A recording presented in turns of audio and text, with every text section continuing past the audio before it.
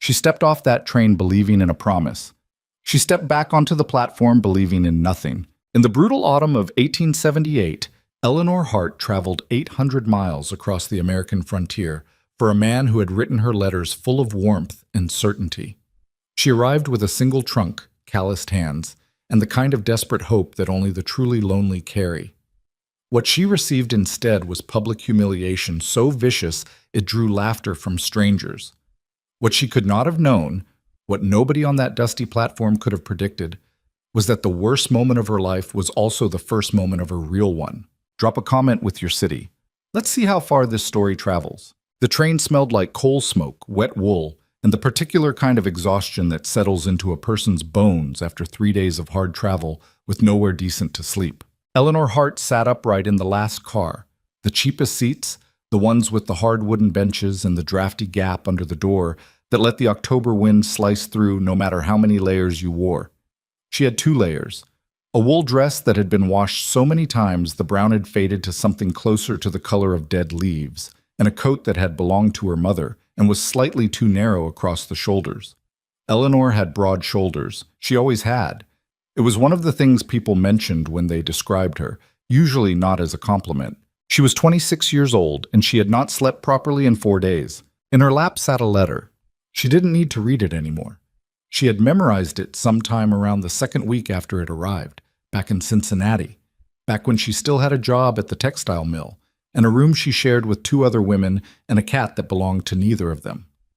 The letter was from a man named Gerald Whitmore, a merchant operating out of a frontier town called Dunmore's Creek, Colorado Territory.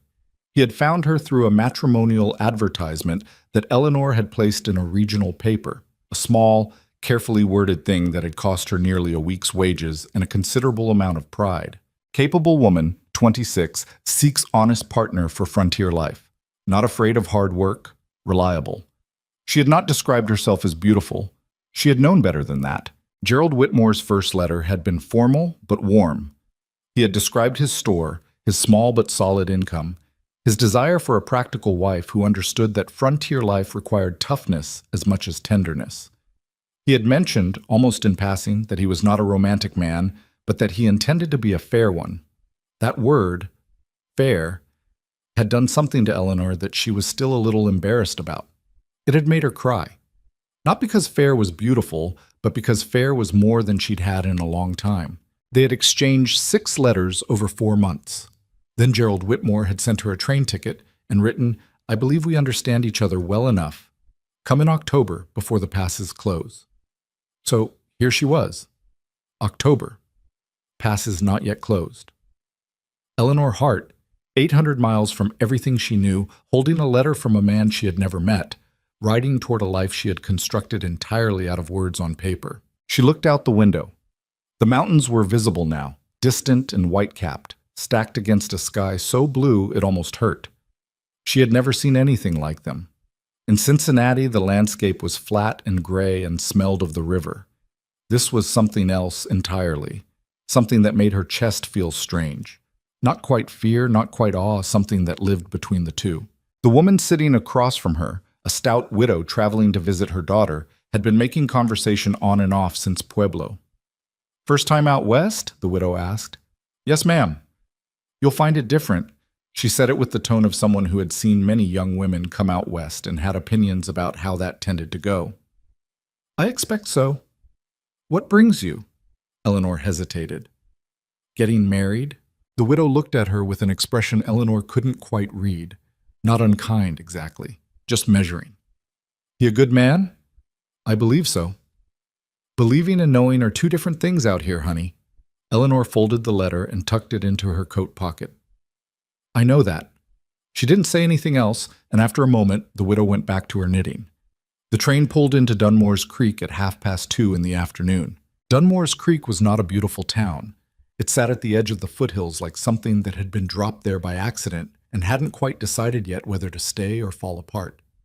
The main street was wide and muddy from recent rain, bordered on both sides by wooden storefronts with painted signs in various states of weather damage. There was a saloon, 2 general stores, a livery, a church with a crooked steeple, and a scattering of other businesses that Eleanor cataloged in the first 30 seconds out of habit. The same way you cataloged a room when you entered it, quickly and without making it obvious. About 20 people were on the platform when the train pulled in. Some were waiting for cargo. A few were travelers stretching their legs. A small cluster near the far end of the platform appeared to be waiting specifically for the train's arrival. Men in work clothes, one woman in a blue dress. And at the center of the cluster, a man Eleanor recognized from the description he had provided in his letters. Gerald Whitmore was perhaps 40, stocky, with a neatly trimmed beard and the kind of broad, ruddy face that looked like it could be friendly or unpleasant, depending on the circumstances. He was wearing a good coat. He had his thumbs hooked in his vest pockets. He was watching the train with the careful attention of a man conducting a business transaction. Eleanor stepped off the car and onto the platform, and she was aware, the way you sometimes are when something important is happening, that this was one of those moments that would be divided into before and after. She had her trunk. The porter set it beside her. She straightened her coat, the too narrow one, and picked up her traveling bag and walked toward Gerald Whitmore with the deliberate steadiness of a woman who had practiced this approach in her mind approximately 400 times. He saw her at about 10 feet. She watched his face. She had spent a lot of her life watching faces because faces told you things before people's mouths did. She had learned this at the mill, where a foreman's expression at the start of the day told you whether quotas had been raised before he opened his mouth to tell you. She had learned it as a child, reading her father's face across the dinner table to determine whether he was in the kind of mood that ended in shouting. Gerald Whitmore's face told her something very clearly in the moment he saw her, and it was not anything she wanted to know.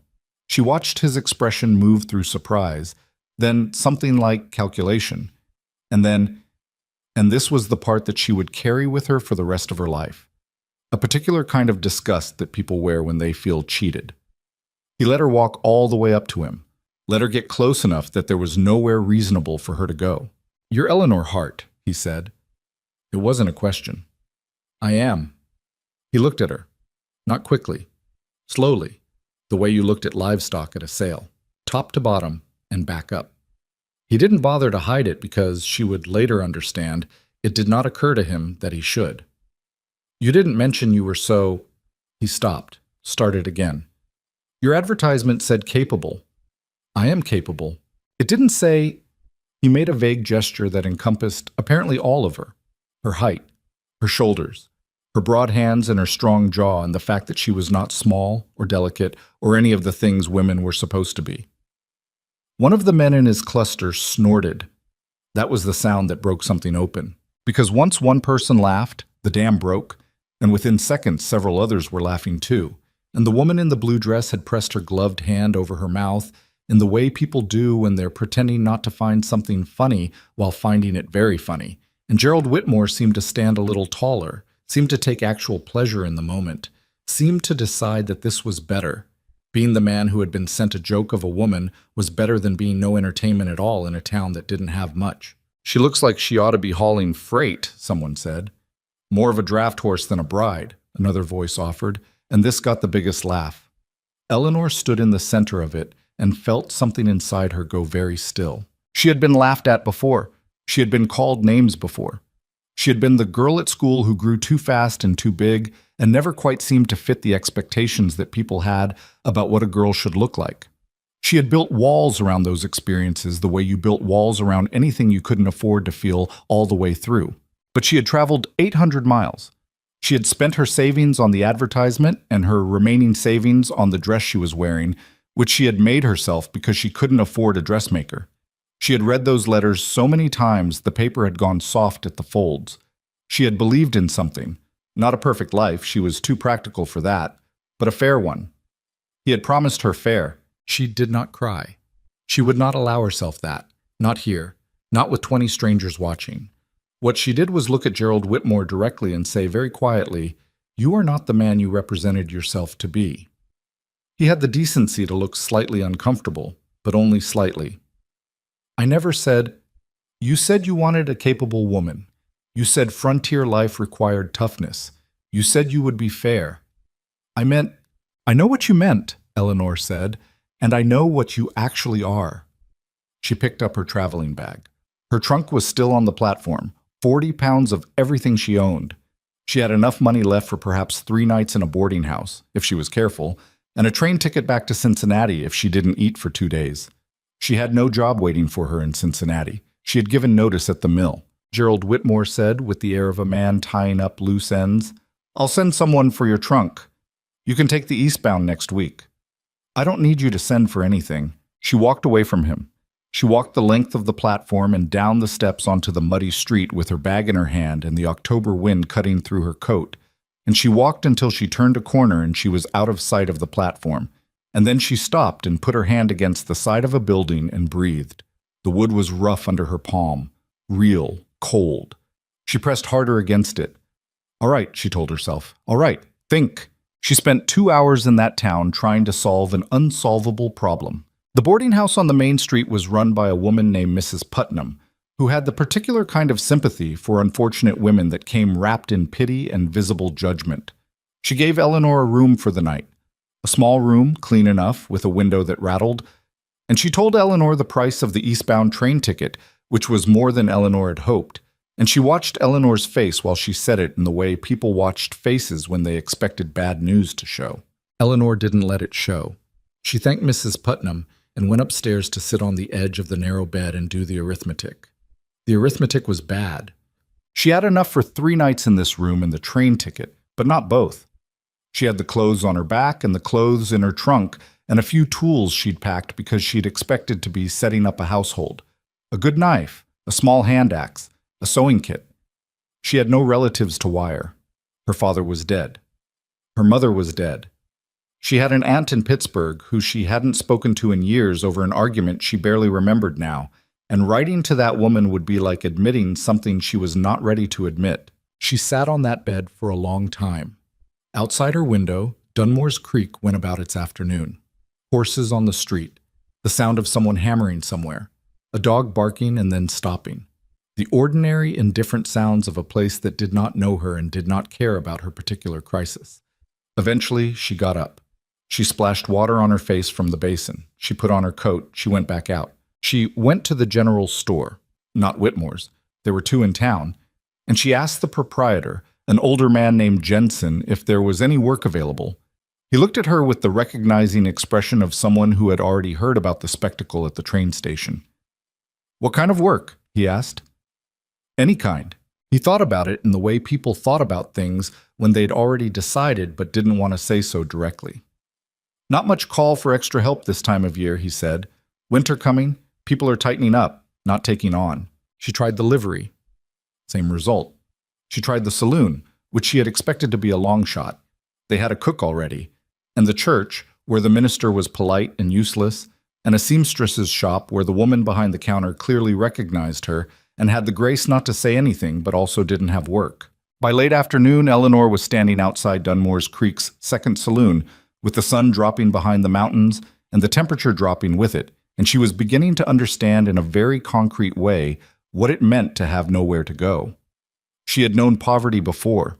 The mill years had been hard, but she had always had the mill, always had the room, always had the particular ugly security of a bad situation that was at least a known bad situation. This was different. This was standing in the middle of an unfamiliar town with strangers who already thought of her as a joke, watching the sun go down, with 3 nights of roof over her head, and then nothing. She was cold, not just the October wind cold, cold in a deeper way. She turned to go back to the boarding house and nearly walked directly into a man who had apparently been standing a few feet behind her for some indeterminate amount of time. She startled back. He didn't move. He was big. Bigger than most men she'd encountered, and she'd grown up around mill workers who weren't small.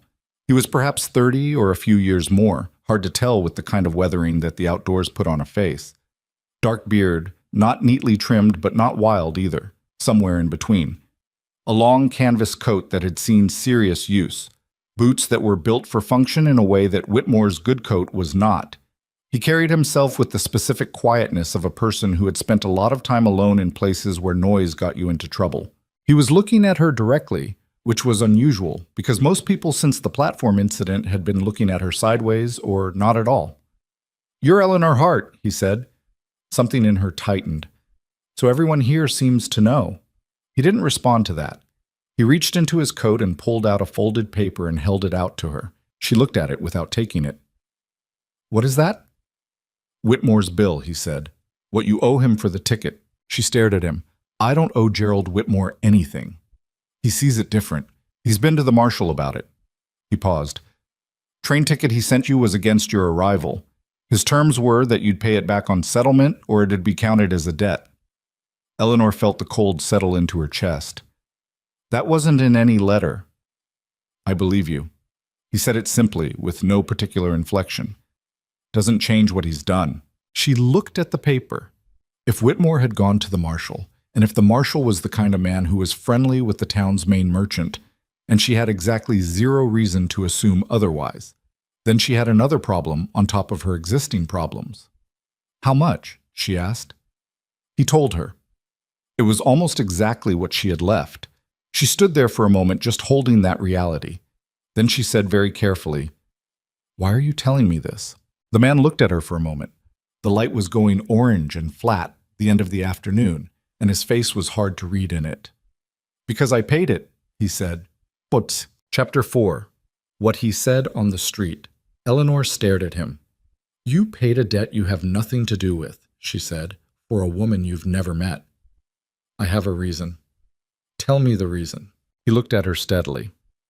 "I need a partner for my homestead. Winter is coming in fast and I'm short-handed.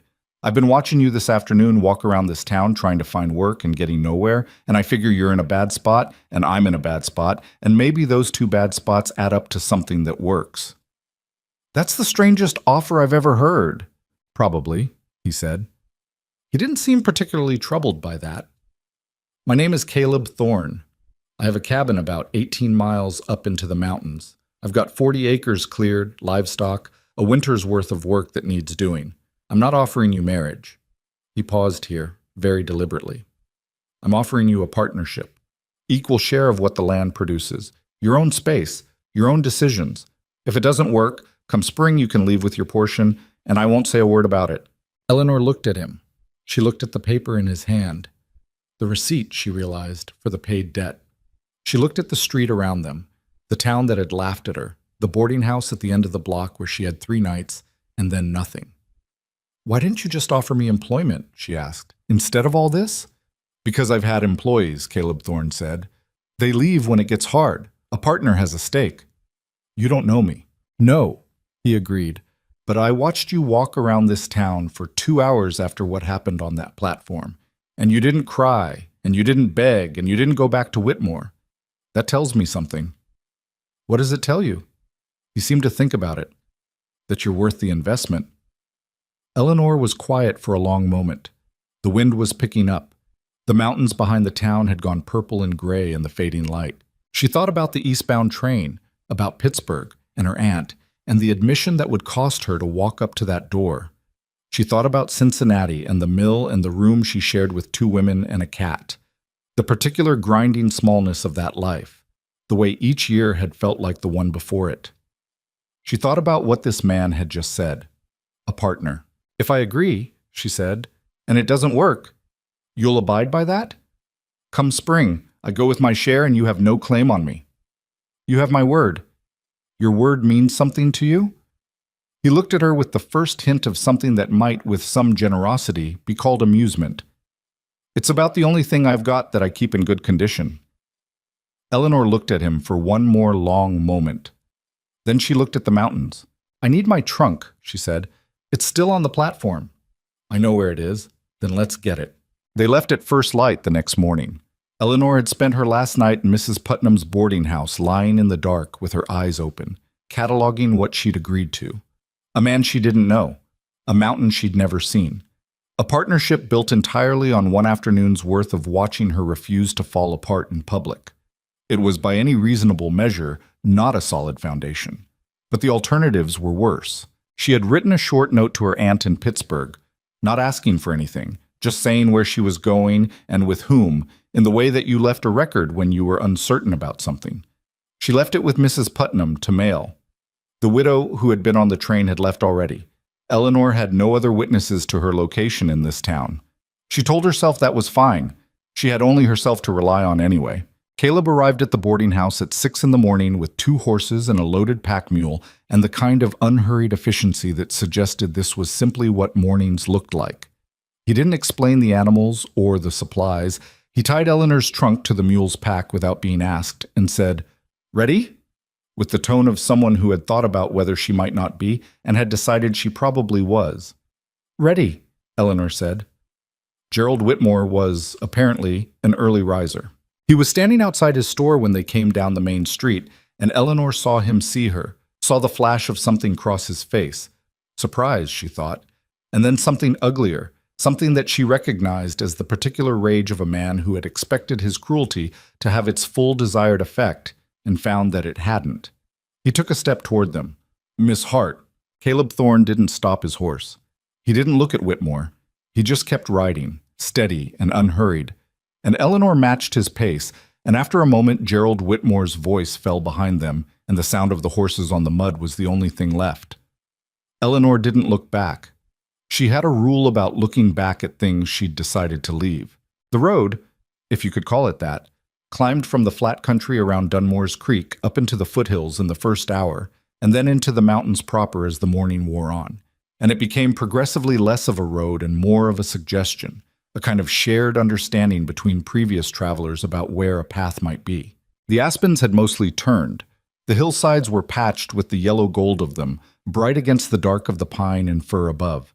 The air at altitude was different from the town, cleaner in a way that was almost aggressive about it, cold in a way that felt honest rather than just uncomfortable.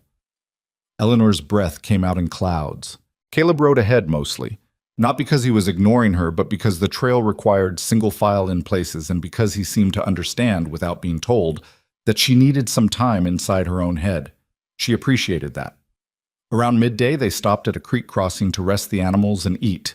Caleb had packed dried meat and hard biscuits, frontier food, practical and flavorless, the kind of food that existed entirely to keep you moving. Eleanor ate without complaint. "How long have you had the homestead?" she asked. 4 years. He was watering the horses, not looking at her. "Came out after the war.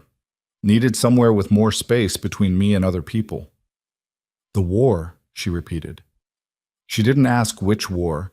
There had only been one war that mattered in the last 20 years. "How long were you in?" 3 years. She didn't push on it. Men who had been in the war either wanted to talk about it or they didn't, and the ones who didn't had usually been in the parts of it that left marks. "The partnership," she said instead. "What does that actually mean? Day to day?" He straightened up from the creek, hands on his knees. "It means what needs doing gets done, and whoever can do it does it. I don't keep a list of man's work and woman's work. Out here it's just work. And the homestead is making enough to winter on. Was making enough for one, should still make enough for two." He paused. "Might be tight the first winter. I'll be straight with you about that." She considered that. Tight was something she understood. "What livestock do you have?" 2 horses, the ones we're riding, 2 more at the cabin, 3 goats, 8 chickens. The mule." He nodded toward the packed animal. "I put up a good amount of hay in summer. Garden did all right. I've got a smokehouse with meat in it. But you're short on winter labor." "My usual help, a man named Peterson. His wife had a baby in September and he stayed down in the valley. Wouldn't ask him to come up with a newborn." Eleanor nodded. "And your plan was to find someone before the snow?" "Yes." "And the matrimonial papers?" He looked at her. "I don't use the papers." "So how did you—" "I was at the post station when your letter to Whitmore came through," he said. "The postmaster's no good at keeping his mouth shut. I heard about it. I heard about the ticket." He looked back at the trail ahead. "I thought about it most of August." She stared at him. "You thought about me for 2 months before I even got here?" "I thought about the situation," he said, which Eleanor recognized as a careful distinction that might or might not mean something. The horses were rested. He stood and picked up his reins. "We should move," he said. "Want to make the cabin before dark." Eleanor stood too, stretching her back. 3 days on a train and now most of a day on horseback. She was sore in ways she expected to be more aware of tomorrow. She swung back into the saddle with the practiced ease of someone who had ridden work horses as a girl, even if not recently. Caleb watched her mount without comment, but she noticed that he watched. "What?" she said. "Nothing," he said. Just, you ride well. It was not a grand compliment. It was a simple, factual observation. But Eleanor had been on the receiving end of almost nothing but insults and pity for the past 24 hours. And something about the plainness of it, you ride well, no asterisk, no qualification, did something unexpected to the tightness she'd been carrying in her chest since the platform. She looked at the trail ahead and said, "Keep moving. I want to see this cabin." They rode into the afternoon, climbing. The cabin was better than she'd expected. Not fancy. Not anything close to fancy. 2 rooms, square-built log construction with the kind of careful chinking between the logs that said whoever had built it understood winters at altitude. A covered porch on the front. A separate, smaller structure behind it that turned out to be a combination smokehouse and storage shed. A barn that was modest but solid.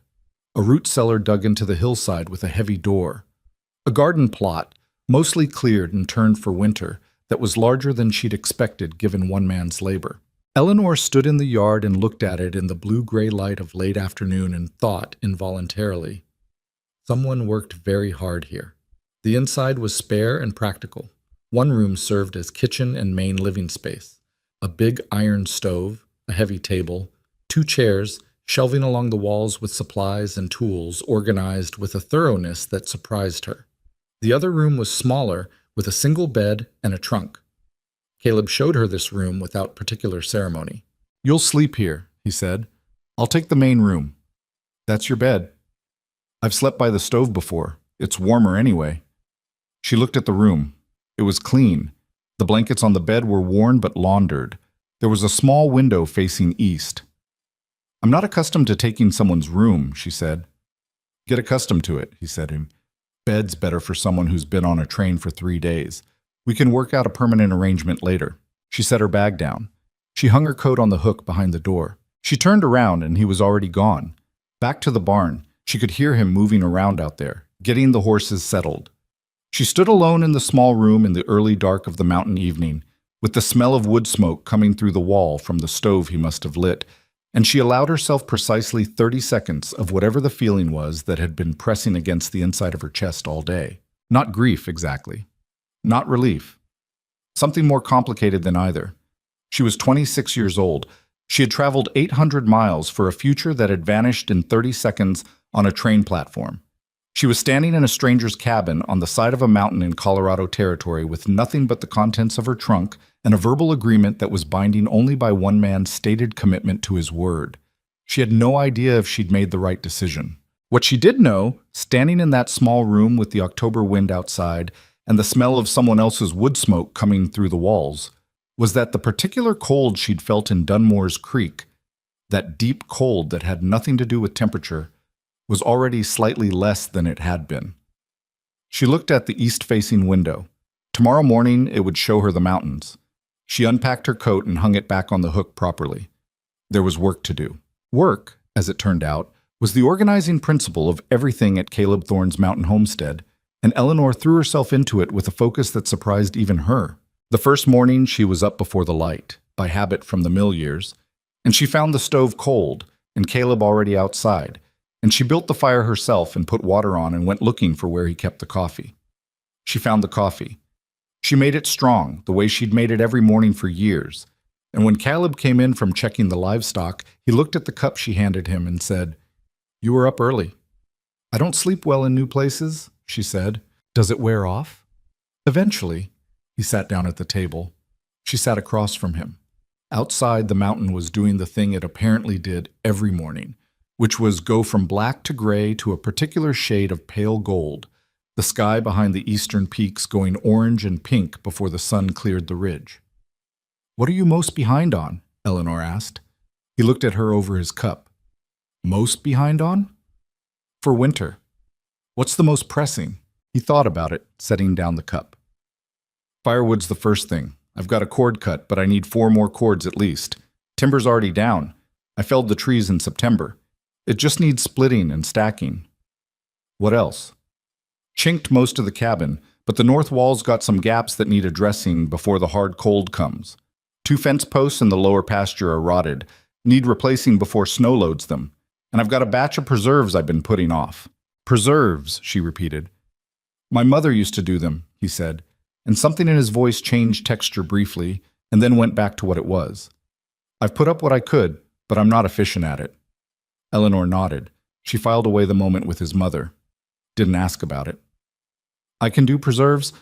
I worked in a kitchen for 2 years before the mill. What do you have to work with? He listed what was in the root cellar. It was a reasonable supply. Not generous, but enough to work with.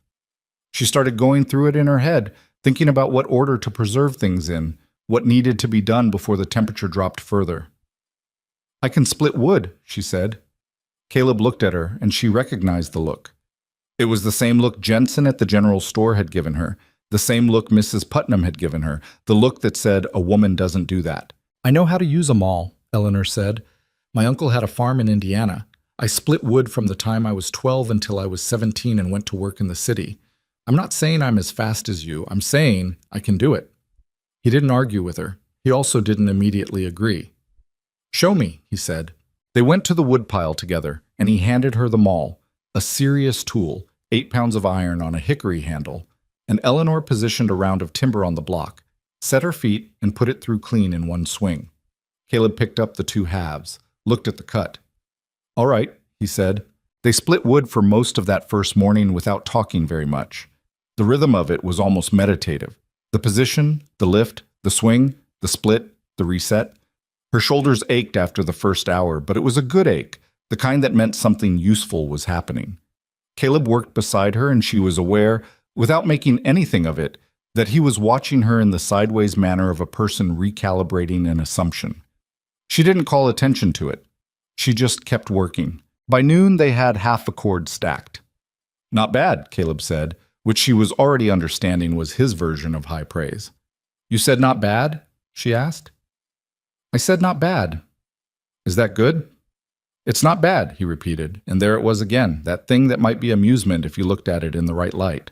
She ate her dinner. She had made a soup from the root vegetables in the cellar while the wood was drying in the morning, because she had come from a life where you didn't let a fire burn without something on it, and she went back to work in the afternoon. That evening, when the light failed and they came in for the night, she sat at the table with her hands wrapped around her coffee cup and cataloged the soreness in her muscles with the same businesslike attention she'd used to assess the homestead. She was going to hurt tomorrow, significantly. But the wood was stacked. The soup had been good.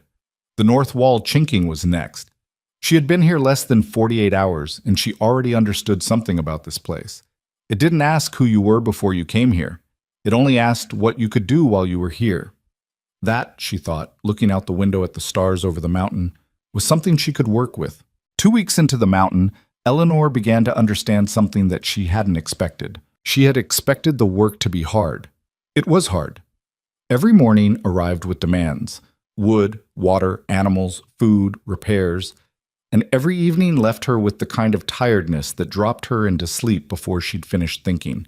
But the hardness of it was straightforward, physical, comprehensible, the kind of hard that left something behind when it finished: a cord of wood, a sealed jar, a mended fence. What she hadn't expected was how it would feel to be in a place where being strong was simply useful. All her life, Eleanor's size had been something that other people felt the need to comment on. Too big for a girl, too rough, too much. Even the women at the mill, who were not exactly delicate themselves, had maintained a certain performance of femininity that Eleanor had always felt slightly outside of. She was good at the physical parts of things. She was stronger than most of the women she'd known and many of the men. And people had treated this not as an advantage, but as an oddity, something slightly off about her, a failure to be the right kind of woman. Here, she was just competent. Caleb Thorne watched her haul a 40-pound water barrel up from the creek one morning and didn't say anything about her being a woman doing a man's job. He said, "Knees bent more, less strain on your lower back." Then he went back to what he was doing. She adjusted her stance. Her lower back thanked her. She caught herself a few days later realizing that she'd gone several hours without thinking about Gerald Whitmore, without running the platform scene through her head again, without feeling the cold embarrassment of it. She'd been thinking about whether the root cellar temperature was stable enough for the winter squash she'd added the day before. She mentioned this to no one, but she noticed it. The goats learned her by the end of the first week, specifically the nanny, a cantankerous animal named by Caleb, apparently, contrary, who had strong opinions about her morning routine and communicated them loudly. Eleanor found that she had an unexpected talent for the goats. She was patient with them in a way she hadn't known she was patient, and patient with the chickens too, and with the horses, who she groomed each evening by lantern light while Caleb worked on gear repairs nearby, and they talked, or didn't, in about equal proportion. Talking was something she and Caleb did in pieces. He was not a social man. She could see that clearly. A man who had built 18 miles of mountain between himself and other people deliberately, who had organized his life around the kind of solitude that suited him. He wasn't unfriendly. He was just economical. He said things when he had something to say, and he said them directly, and he didn't perform warmth he didn't feel. She found this, somewhat to her surprise, restful. She had grown up around people who used conversation to fill silence, and who treated silence as something suspect. She had worked for years in the mill, where there was always noise and always commentary and always someone's opinion about something. She hadn't known how much of her energy had been spent on managing all of that until she was somewhere that didn't require it. One evening, toward the end of the second week, she came in from the barn later than usual. She'd been treating a small cut on one of the horse's fetlocks, and it had taken longer than expected, and found that Caleb had made dinner. Simple dinner, beans and salt pork, the kind of meal you made when you were feeding a body and not particularly trying to do more than that. He'd set a bowl at her place at the table. She sat down. She ate. After a while, she said, "Thank you." He said, "You were out late." "Figured." She looked at him across the table. "Do you ever wish you'd done this differently?" The arrangement. He seemed to think about the question with genuine care. "No," he said. "You're sure of that pretty quickly. You split 2 cords of wood in the first week," he said. "You put up 32 jars of preserves. You figured out that Contrary needed her pen shifted because the drainage was bad, and she was standing in mud, which was why she'd been off her milk." He looked at her without expression. "What would I wish was different?" Eleanor looked down at her beans. "The platform," she said, after a moment. "Did you see that?" The question sat there. The fire in the stove ticked. "Yes," Caleb said. She nodded. "And you came and found me anyway." "I found you because of it," he said. She looked up. He was looking at the table, not at her, but there was something in his face that was honest in the way only certain kinds of faces could be honest. Not performing honesty, not trying to say the right thing, just plain about the truth. "What do you mean? Man like Whitmore?" He stopped. Started again. What he did on that platform, that was about him needing a certain kind of woman, soft, small, something he could feel large next to. He picked up his spoon, set it down again. "I don't need that." Eleanor was quiet. "I need someone who can hold a line on the north side of a mountain when I can't be there," he said. "Someone who's not going to fall apart when it gets bad. It gets bad up here in winter. It gets—" He stopped. "You're not afraid of that. I could see it." "You saw all that in one afternoon?" "I saw you keep your dignity when a crowd of people were trying to take it," he said. "That's enough." The fire in the stove ticked. The wind outside had picked up since evening. She could hear it working at the corners of the cabin, the high-altitude wind that had a sound in it, unlike anything she'd known at lower elevation, something almost musical in its intensity. Eleanor looked at her bowl. She thought about all the things that had led her here: the advertisement, the letters, the train ticket, the platform, the 20 strangers laughing, the cold street corner where a man she didn't know had told her he'd paid a debt that wasn't his. "I haven't said thank you," she said. "For the debt. For Whitmore's bill. You don't need to."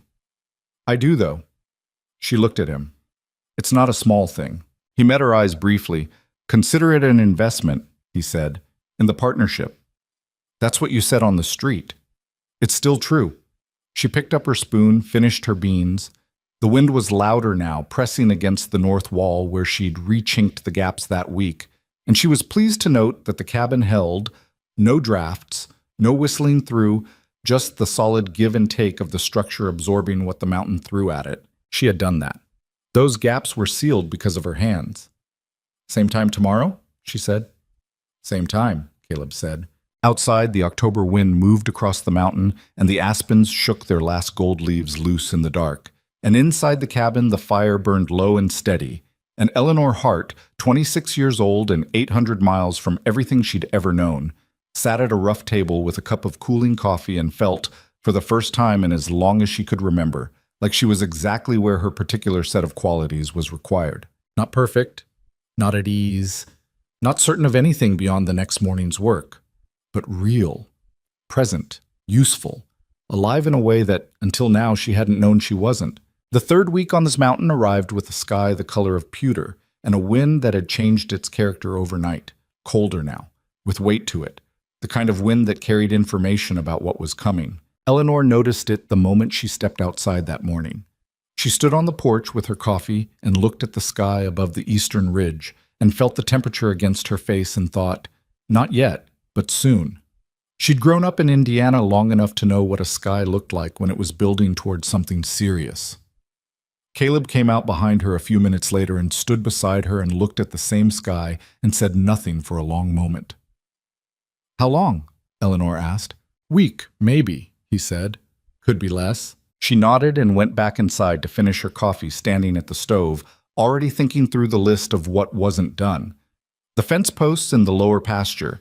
A section of the barn roof she'd noticed was soft when she'd climbed up to clear some debris. She hadn't said anything about it yet because she'd wanted to get closer to it before raising the alarm. And the firewood, which was now at 3 cords stacked and dry, was still a cord short of where she thought they needed to be. She set down her cup. "The barn roof," she said when Caleb came back in. "There's a section on the north side, maybe 4 feet across. It's soft." He looked at her. "I know about it." "You were going to say something?" "I was getting to it." "When?" "When I had the materials," he said, and there was a slight edge in it, the tone of a man who didn't enjoy being called to account on something he'd already identified. Eleanor recognized the edge and didn't push it further, but she filed it away. There was a pattern she was beginning to see in him, a particular kind of stubbornness about acknowledging limitations, the kind of stubbornness that developed in people who had operated alone long enough that asking for help felt uncomfortably close to admitting weakness. She had her own version of the same thing, if she was honest about it. "What do you need?" she asked.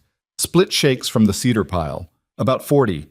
Takes half a day to split and another half to fit them properly." He sat down at the table. "I was going to do it this week." "Then let's do it today," Eleanor said, "before whatever that sky means actually happens." They worked on the barn roof through the morning and into the afternoon, Eleanor up on the slope of it with the cold wind working at her coat, while Caleb handed shakes up to her and she fitted them properly, tapping each one into place with the back of a hatchet. It was not comfortable work. The pitch of the roof was steep enough that she had to brace her feet carefully, and the split wood left splinters in her palms even through the cloth she'd wrapped around her hands. But she could see the problem clearly once she was up there. The rot had gone deeper than the surface. A section of the underlying board needed replacing too, and she called this down to Caleb, and they spent an extra hour dealing with it. When she finally climbed down, her shoulders aching and her hands stiff from the cold, Caleb looked up at the patch job and was quiet for a moment. "That's better than I would have done," he said. She looked at him. "I mean it," he said, and she could see that he did. "You've got a good eye for fitting them flush." "I worked on my uncle's farmhouse every summer," she said. "He had a leaking roof for about 6 years. I fixed it twice." "Why twice?" "Because the first time I was 14 and I fixed it the way a 14-year-old fixes things." She picked a splinter out of her palm with her thumbnail. "The second time I was 16 and I did it right." Caleb almost smiled. It was a small thing, barely a change in his face, but she was learning to read him and she caught it. "Come inside," he said. "Your hands look like you've been fighting the cedar and losing." She followed him in and sat at the table, and he brought her a basin of warm water without being asked, which she noticed, and she soaked her hands, and the feeling came back into them slowly, pins and needles first, and then something more ordinary. It was during this particular quiet, her hands in warm water, the stove clicking, the wind outside doing what the wind outside did, that she asked him the question she'd been turning over for most of the morning. "Why did you come back from the war and come here?" she said. "Specifically here, 18 miles up a mountain in Colorado territory." He was at the stove with his back to her, and he didn't answer right away. "You don't have to tell me," she added. "I know I don't." He poured himself coffee, didn't turn around yet. "It's just—" He stopped. Not a short answer. I'm not going anywhere tonight. He turned then and sat down across from her, and he looked at his coffee, and she waited, because she'd learned that Caleb Thorne arrived at things in his own time, and pushing only made him close up. I grew up in Ohio, he said finally. Farming family. Went into the war at 19. Came back at 22.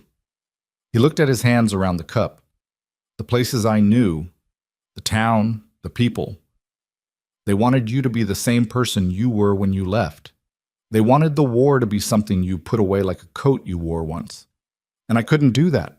And after about a year of trying to do that and failing at it, I understood that I needed to go somewhere that didn't know what I was before. Somewhere that only saw what I was now. Eleanor looked at him, and this was that place. I got as far as Dunmore's Creek before the money ran short, and I worked a season for a rancher and saved enough to buy the land up here. He paused. First winter I thought I'd made a terrible mistake. Too cold. Too isolated. I got sick in February, and there was nobody to know. I nearly... He stopped. It was a bad winter. But you stayed. Spring came, he said. It always does. He said it like a man who had needed that fact to be true many times and had found that it reliably was, which was different from saying it like a platitude. Second year was better. By the third year I understood why I'd come here. The mountain doesn't ask you questions about who you used to be. It asks you whether you can do the work in front of you.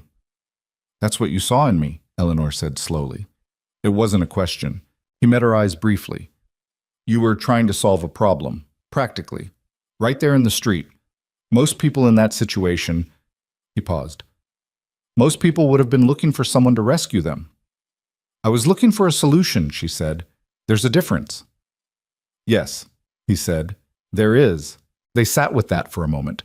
Outside, the wind pressed against the newly patched barn, and the patch held, and the stove kept the room at the temperature of something habitable, and Eleanor took her hands out of the basin and dried them on the cloth he'd left, and looked at her palms where the splinters had been, the small dotted marks already starting to close. She thought about Ohio and a man who came back from a war and couldn't fit himself back into the shape people expected of him.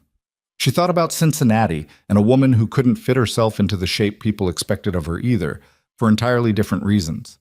She thought about the strange arithmetic of two people who had both been told, in different ways, that they were the wrong size for the space they occupied, and how those two wrong sizes could end up fitting together in a mountain cabin in Colorado territory like they'd been measured for it. She didn't say any of that out loud. Some thoughts were only useful to think. I should check on Contrary, she said instead. She was fine an hour ago. She's always fine an hour ago. It's the current hour I worry about with that animal.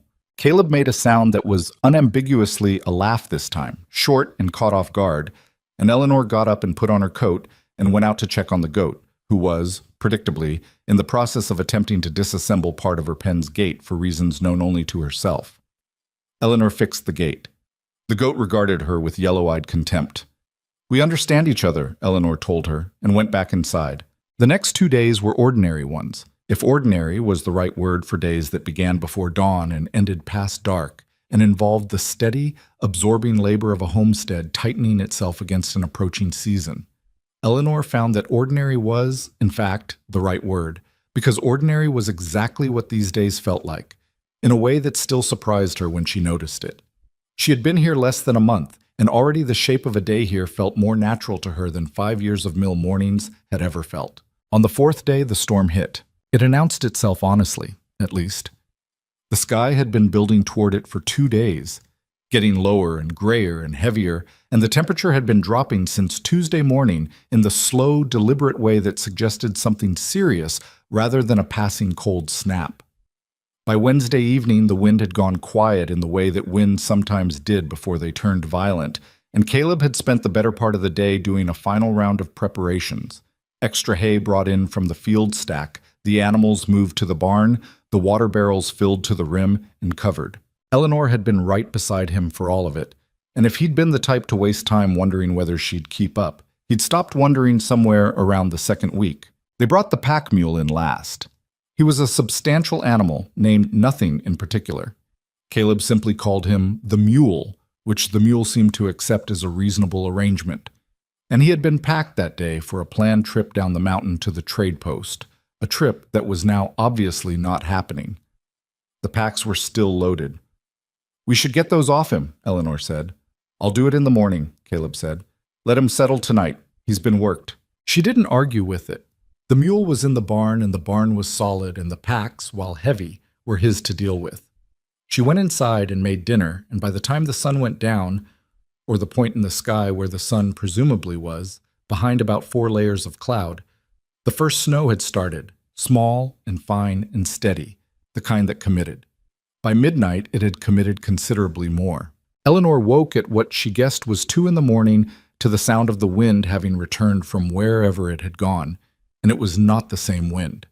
This was a different animal entirely, full-throated and directional, driving the snow sideways against the north wall of the cabin with a sound like gravel.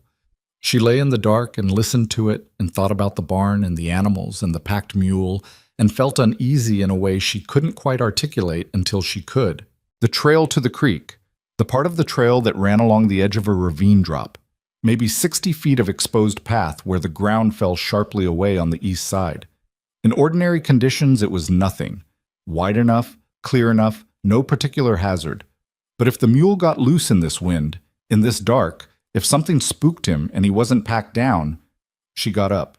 She dressed in the dark, all of it, 2 pairs of wool stockings, her heaviest trousers under the skirt she wore for modesty's sake, and then immediately pushed up and belted out of the way she'd been doing for weeks because the skirt was useless for work, her flannel shirt, her heaviest wool coat. She tied her boots and wrapped a scarf around her head and face and opened the cabin door, and the storm came in. The cold was different from cold. It was a physical force, coherent and aggressive, hitting her in the chest and face the moment she stepped out. The snow was coming in at an angle, near horizontal, and the lantern she'd lit the moment she'd thought of going out guttered immediately and then caught and threw a circle of yellow light approximately 2 feet in diameter, which was not a great deal of light. She put her head down and walked toward the barn. The world had been reduced to what was directly in front of her feet. The snow was already 4 inches deep, maybe more, drifted against the cabin wall in soft shapes that looked almost gentle and were not. She kept one hand on the line they'd strung between the cabin and the barn for exactly this purpose. Caleb had installed it her second week there, showing it to her with the matter-of-fact tone of someone cataloging necessary infrastructure, and she had thought at the time that the kind of person who put up a safety line before the season arrived was the kind of person worth paying attention to. She pulled the barn door open against the drift that had already accumulated at its base and got inside. The animals were agitated. She could feel it before her eyes adjusted, the particular quality of sound from animals that were nervous, the horses shifting and snorting, the goats pressed against the far wall in a cluster. The mule was at the back of the barn, and he was the worst of them, moving in his stall with a restless energy that she recognized as the precursor to something worse. She went to him first. He was still packed as Caleb had left him. The full winter supply packs, provisions and tools, and a cast iron pot, and 2 months of traded goods, and everything else they'd been planning to bring down to the post and restock from. The total weight across his back was, she estimated, close to 200 pounds. He was a big mule and he could carry it, but what she was looking at now was an animal that was genuinely frightened in an enclosed space with 200 pounds on his back, and frightened large animals with heavy loads did unpredictable things. She set down the lantern in a safe corner and talked to him, low and steady, the way she talked to Contrary when the goat was working up to something destructive. She put her hands on his neck and felt the muscles under his coat, rigid and vibrating with something between fear and the building impulse to move. "Easy," she said. I know. It's loud. It's just wind."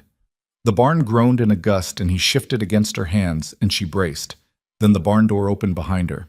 Caleb was there, in his coat and hat, the snow coming in around him for a moment before he got the door shut. He took in the barn in one sweep. Her hands on the mule, the packed bags, the animal's agitation. "I thought you were asleep," he said. "I thought you were too. What woke you?" The wind shifted. "I thought about the ravine trail." She kept her hands on the mule's neck. "He needs to be unpacked. If he bolts—" "I know." He was already moving, coming to the mule's other side, getting to the pack straps. "I should have done this last night. You were tired." "Still should have." They worked together in the lantern light while the storm did what it was doing outside. Caleb on one side of the mule, Eleanor on the other, getting the straps loose without spooking him further, keeping the conversation going between them and with the animal in the even, purposeful tones of people who were focused on the problem in front of them. The mule was difficult. He kept shifting, kept pulling against the loosening weight in a way that made each strap take twice as long as it should have. Eleanor got a knee in the shoulder from him at one point that she would feel for a week, and she said a word under her breath that she wouldn't have said at the boarding house, and Caleb didn't comment on it. They got the first pack off. Eleanor grabbed it and swung it to the wall and was turning back when a second gust hit the barn, harder than the ones before. A big, mean gust that hit the structure broadside and flexed the walls and made a sound like something giving way. And the mule moved, not a bolt. A sudden sideways lunge, the way a large, frightened animal moves when it's trying to get away from something and doesn't have the space to run. A violent sideways shift of 2/3 of a ton of panicked mule, the second pack still attached and swinging loose, and Caleb was between the mule and the wall and didn't have room to move, and Eleanor was at the mule's head. She grabbed the halter, both hands, full grip, planting her feet in the hay and the dirt underneath the hay, putting everything she had into the opposite direction from where the mule was going.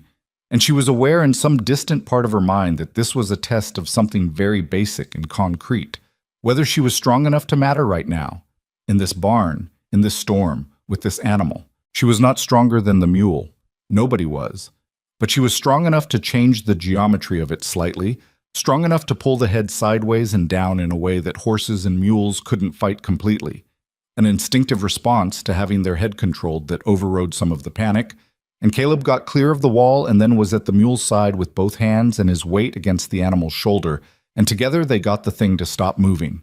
For a moment, it was just the three of them standing in the barn with the storm outside and Eleanor's arms shaking with the effort of the grip and the mule breathing hard against her hands. "You all right?" Caleb said, across the mule's back. "Yes." Her voice was steady. She was pleased about that. "You?" "Fine." He was not entirely fine. She could see a scrape on the back of his hand where the wall had caught him, bleeding a little. He looked at it briefly and apparently decided it was beneath consideration. "Hold him while I get the second pack." She held the mule. He got the pack. The barn settled. They stood the mule in the middle of the barn, away from the walls, and Eleanor kept a hand on him while Caleb redistributed the packs to a safe corner and checked on the other animals one by one. Horses first, then goats, then the chickens in their corner who were apparently operating on the theory that if they couldn't see the storm, it wasn't happening. Everything was where it should be. The barn held. The roof she'd patched 3 days ago held with it. Caleb came back to stand beside her at the mule. "The pack has the iron pod in it," he said. "I know. It was swinging loose when he lurched." She let out a breath. "If he'd gone for the door, he'd have made the ravine trail in the dark in a blizzard with 200 pounds on his back." "Yes." The words sat there between them. If the mule had gone through the door and hit that trail and gone over, and in that condition, in that wind, in that dark, he would have gone over. They would have lost the better part of their winter supply. Not all of it, but enough of it that the arithmetic of the season would have changed fundamentally. Caleb looked at her across the settled animal. "I wouldn't have hurt him," he said. "Not in that." "I don't know that I would have hurt him either if I'd stayed in bed another 10 minutes. He was quiet for a moment. "What made you get up?" She thought about it. "Unease," she said. "I couldn't put a name to it for a minute. Then I could." He nodded, slowly, like a man receiving information he was going to think about. They stayed in the barn for another hour, because the storm was still going hard, and because they were already there, and because the animals were calmer with people present. Eleanor sat on a hay bale at some point, and Caleb sat on the one beside her, and they listened to the storm work itself through in the lantern light, the big gusts and the quieter moments between them, and the steady underscore of the snow finding every gap in every board. "When I came out west," Caleb said, at some point during the quieter stretch, "I thought the hardest thing was going to be the solitude." "Was it?" "No," he said. "The hardest thing was learning to trust my own judgment again." He was looking at the animals, not at her. "In the war, your judgment got you and other people killed or didn't. That stays with you. You start second-guessing everything because everything went wrong so many times. And when you're alone up here and something goes wrong, you've got nobody to second-guess along with you. It's just you and what you decided. She thought about that. But you're still here, she said. Your judgment's been working. Mostly. He paused. Tonight I should have unpacked the mule. You were tired. You made a judgment call. It almost went wrong and it didn't. She looked at him. That's most of what life is. He looked back at her finally. In the lantern light, his face was different than it was in daylight. The shadows did something to it, made it less closed, or maybe she was just getting better at reading it. You're not what I expected, he said. People keep saying that to me, Eleanor said. I've yet to decide if it's a compliment. It is, he said, simply and without decoration. She looked at the mule, who had fallen asleep on his feet the way horses and mules could do, apparently having decided that the crisis was resolved and there was no reason not to return to unconsciousness. Get some sleep, Caleb said. I'll sit with them a bit longer. I'll stay. You don't have to. I know.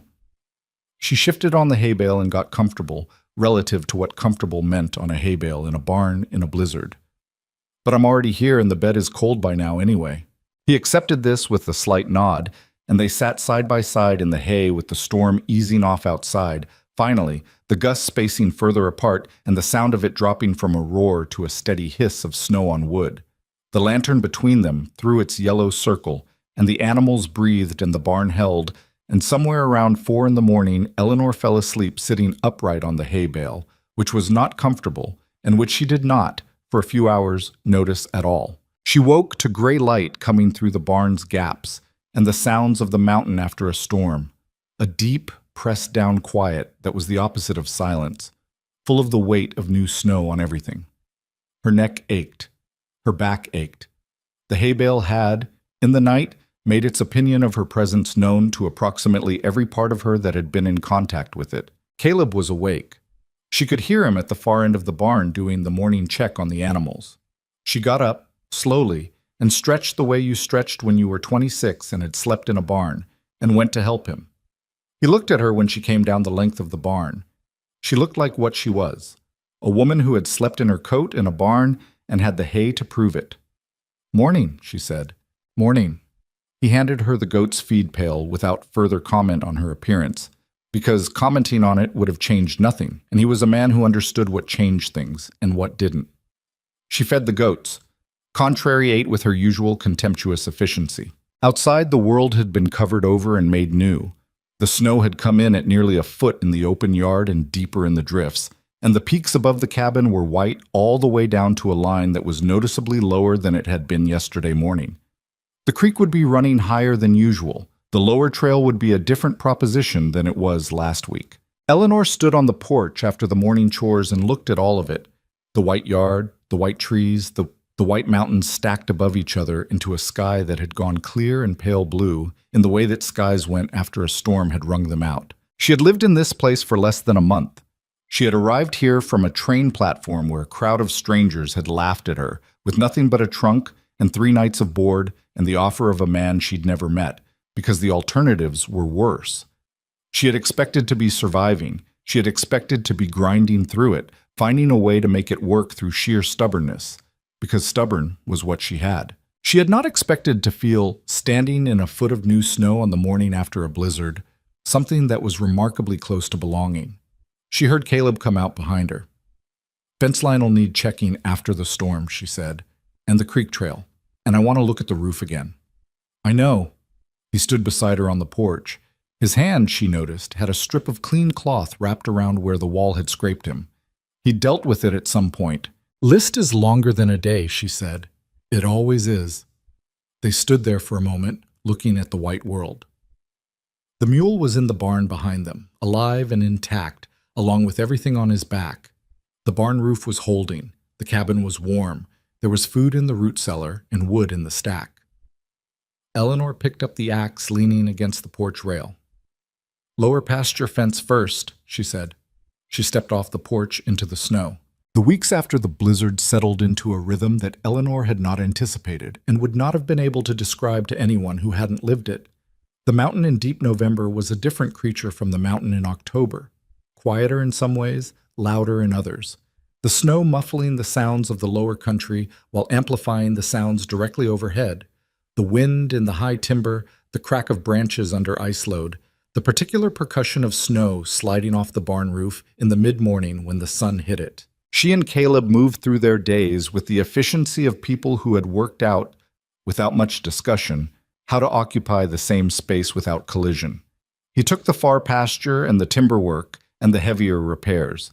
She took the barn in the mornings, the preserving and the cooking, and the kind of maintenance work that required patience more than brute force, restitching the harness leather that had started to crack, patching the wool blankets, keeping the accounts that Caleb kept in his head and had never written down, which she had started keeping in a small ledger she'd found blank among his supplies because numbers floating in one man's memory were a liability when that man could get hurt. He had looked at the ledger when she put it on the table the first evening, open to her careful columns. "I know what we have," he said. "Now I know too," she said. "And if something happens to you, so does whoever comes after." He had looked at her for a moment with the particular expression she'd come to recognize as him revising an assumption.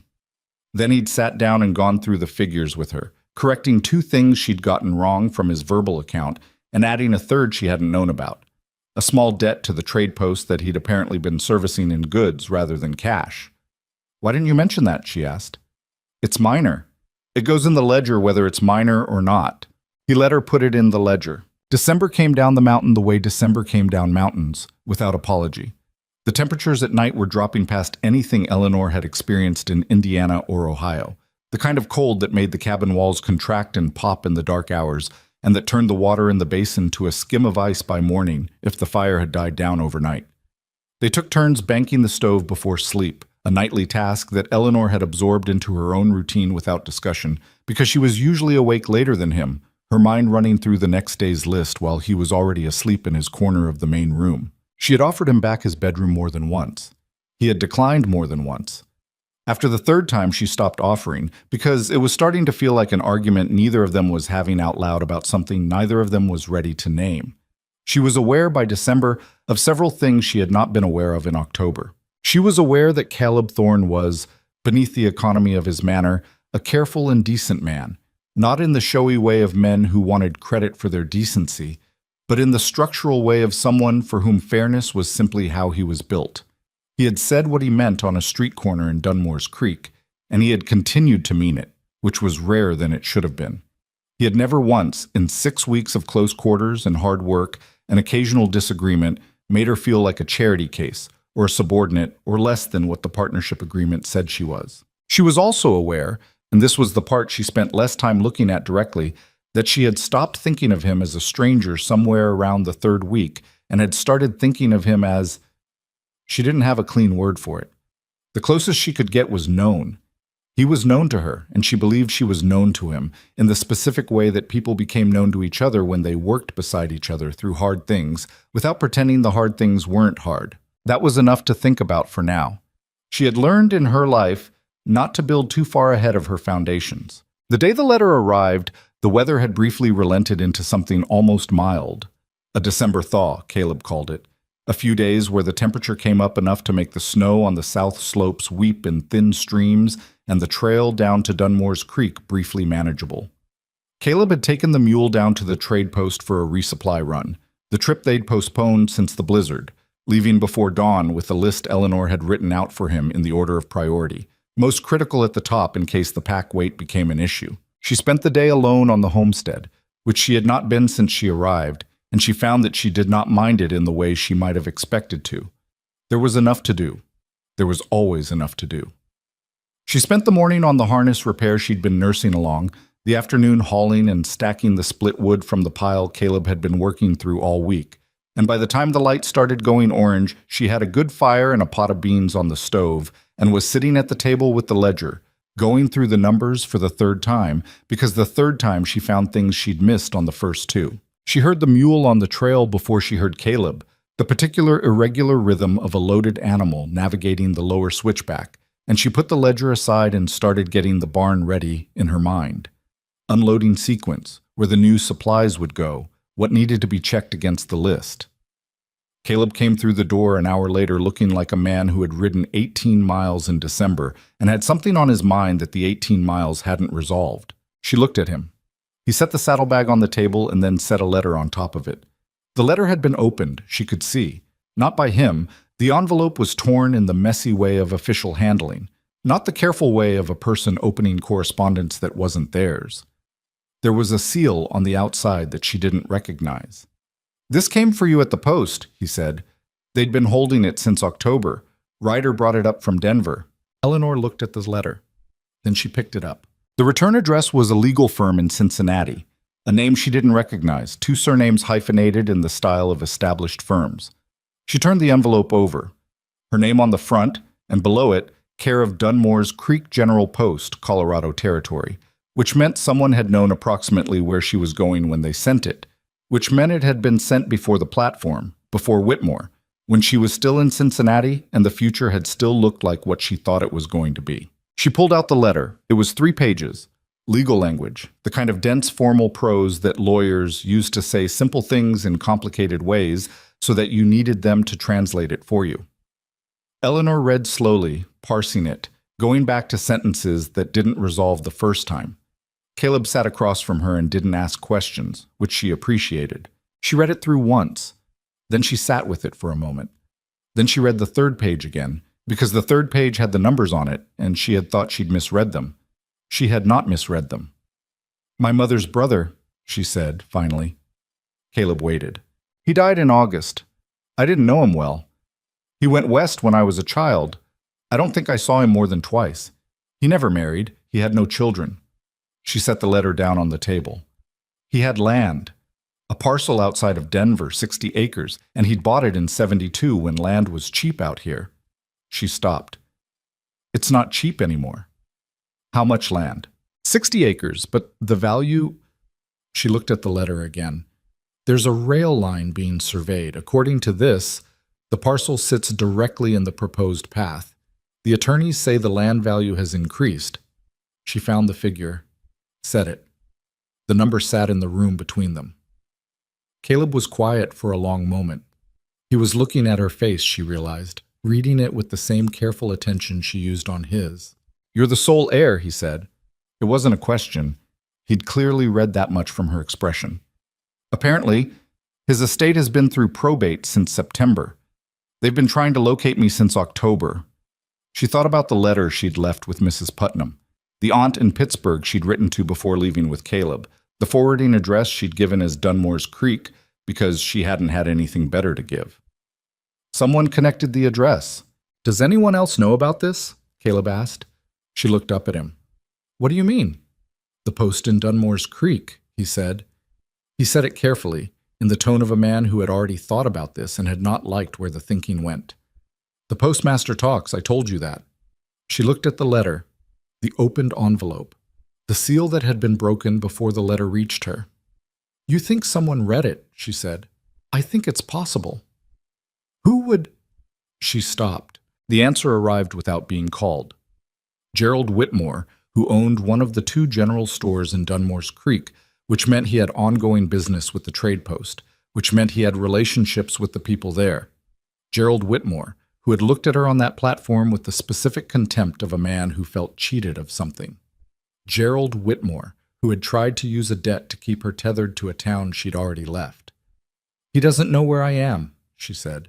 "He knows you left with me," Caleb said, "and he knows where I live. This valley is not a secret." She looked at him across the table.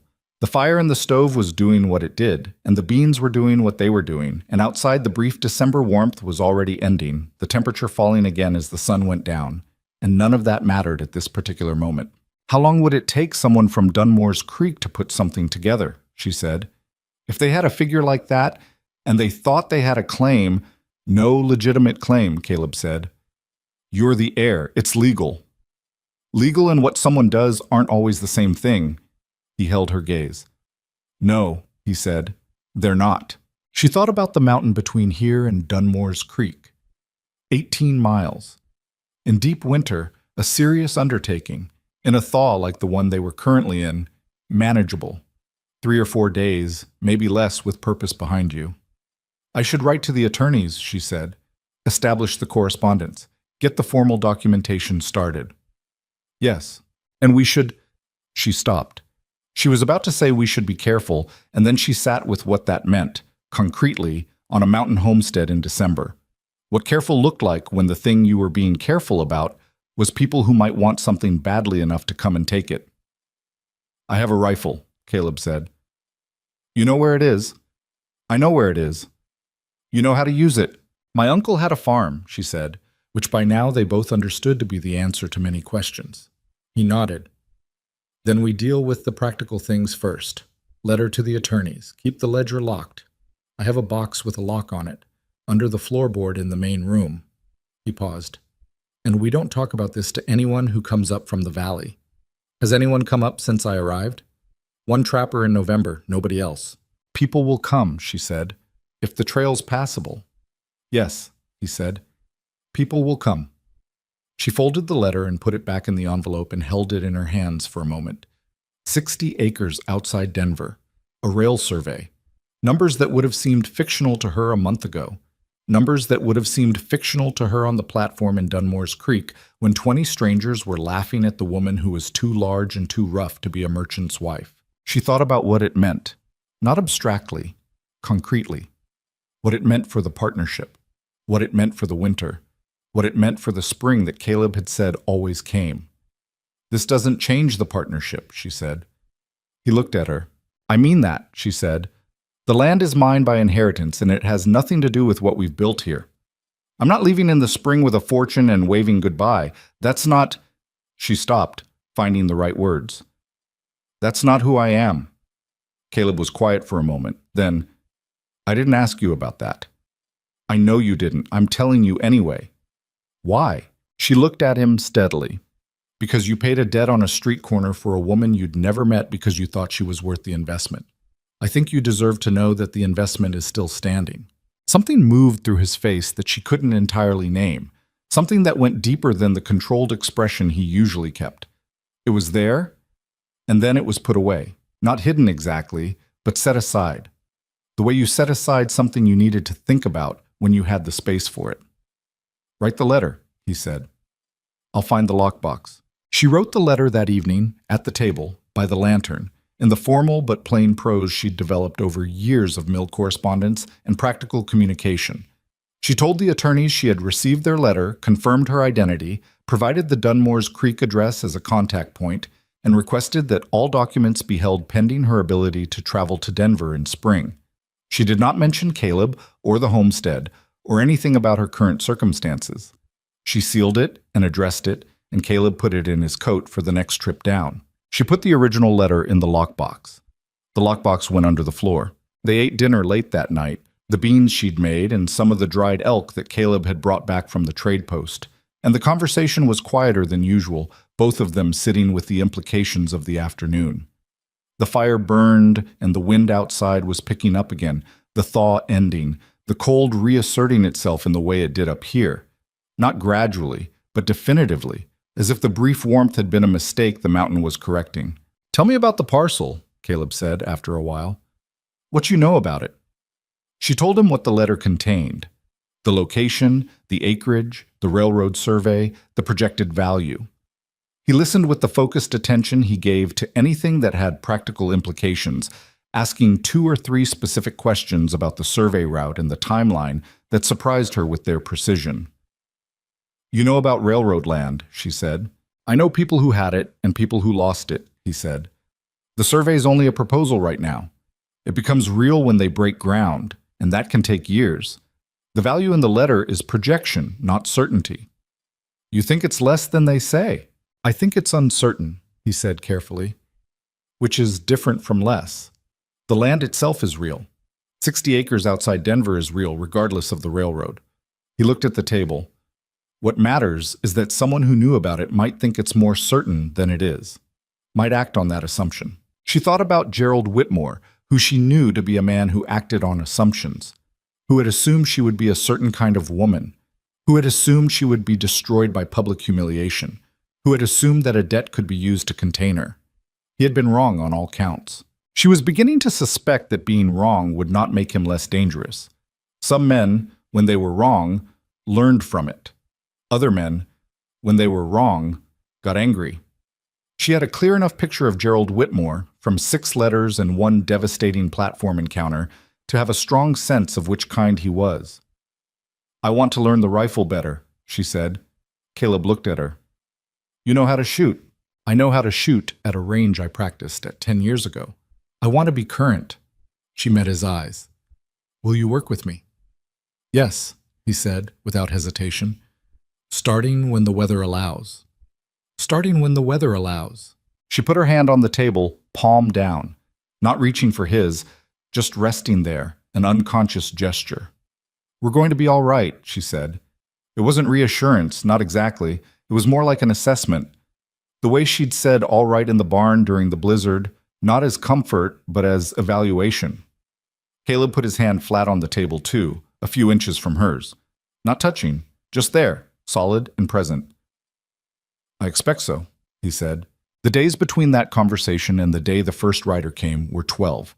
She knew it was 12 because she had been keeping a daily tally in the ledger, a habit she'd started as a child in Indiana when her mother was sick the second time, and Eleanor had needed to organize her sense of time against the anxiety of not knowing how things were going to go. She had kept tallies during the bad years at the mill, too, marking off days toward some unnamed thing that she'd hoped was coming but couldn't name. Here, the tally was simply documentary, a record of what had been done each day, how many cords of wood remained, what the temperature had been, what the animals had needed. A ledger of the actual life. 12 days after the letter arrived, she was at the far end of the upper pasture when she heard the horse on the trail below. She had been checking the fence line on the north boundary, a task she'd taken on that morning because Caleb was working in the timber above the cabin, and she'd wanted the space of physical work and open air. The upper pasture gave her a clear line of sight down the switchback approach to the homestead, which was one of the things she appreciated about it, though she had not until recently thought of that appreciation as related to anything other than the view. One rider, moving steadily, not hurried. A workhorse, not a road horse. She watched from the fence line as the rider came around the last switchback and into the lower clearing and stopped in the yard. She did not recognize the man. He was perhaps 50, weathered and heavy-set, in a sheepskin coat that had been expensive once. He sat on his horse in the yard and looked at the cabin and looked around the property with the specific attention of a man who was not lost and was taking stock of what he'd found. Eleanor walked back down toward the yard. She had the hatchet on her belt. She always had the hatchet on her belt for the fence work. It was a practical tool, not a weapon, but it was there, and she was aware of it being there. The rifle was in the cabin. Caleb was in the timber, possibly within shouting distance, possibly not. She walked down the slope in the open so that the rider saw her coming. She had learned in her life that surprises rarely went well, and she would rather be seen approaching than appear suddenly from a direction that made a stranger's hand go to a gun. The rider turned toward her when she was 40 feet out. He looked at her the way people looked at people they'd been given a description of and were checking against the reality. "You Eleanor Hart?" he said. "I am," she said. She stopped at a distance that felt like conversation rather than confrontation, and she looked at him the way she looked at everything that needed to be understood. "And you are?" "Name's Arden. I work for Mr. Whitmore." She said nothing. She waited. "Mr. Whitmore sent me up to deliver a message," the man said. He reached into his coat with the deliberate slowness of someone who understood that reaching into your coat around a stranger required announcement. He produced an envelope. "And to wait for a reply." She looked at the envelope but didn't reach for it. "What kind of message requires you to ride 18 miles in December?" "The important kind," Arden said. He had the flat, expressionless delivery of a hired man who was reciting something told to him rather than saying something he believed. "Mr. Whitmore has come into some information about your family, about property that belongs to you." A pause. "He wants to discuss a business arrangement." Eleanor's chest went very still. "What kind of business arrangement?" "He'll explain that in the letter." Arden held it out again. This time she walked to him and took it. She did not open it. "Mr. Whitmore says he has contacts in Denver, people in the land office. He says he can help expedite the estate process, make sure the right people know about the claim before the wrong people do." Another pause. He says you'd want to know that there are parties in Denver already interested in that land. He says he can help you handle them. Eleanor held the envelope. She looked at the man on the horse. He was not a cruel man, she thought. He was just a man who worked for one and had been given a task. He had the look of someone who did what he was paid to do without examining it closely, which was its own kind of moral failure, but a different kind than Whitmore's.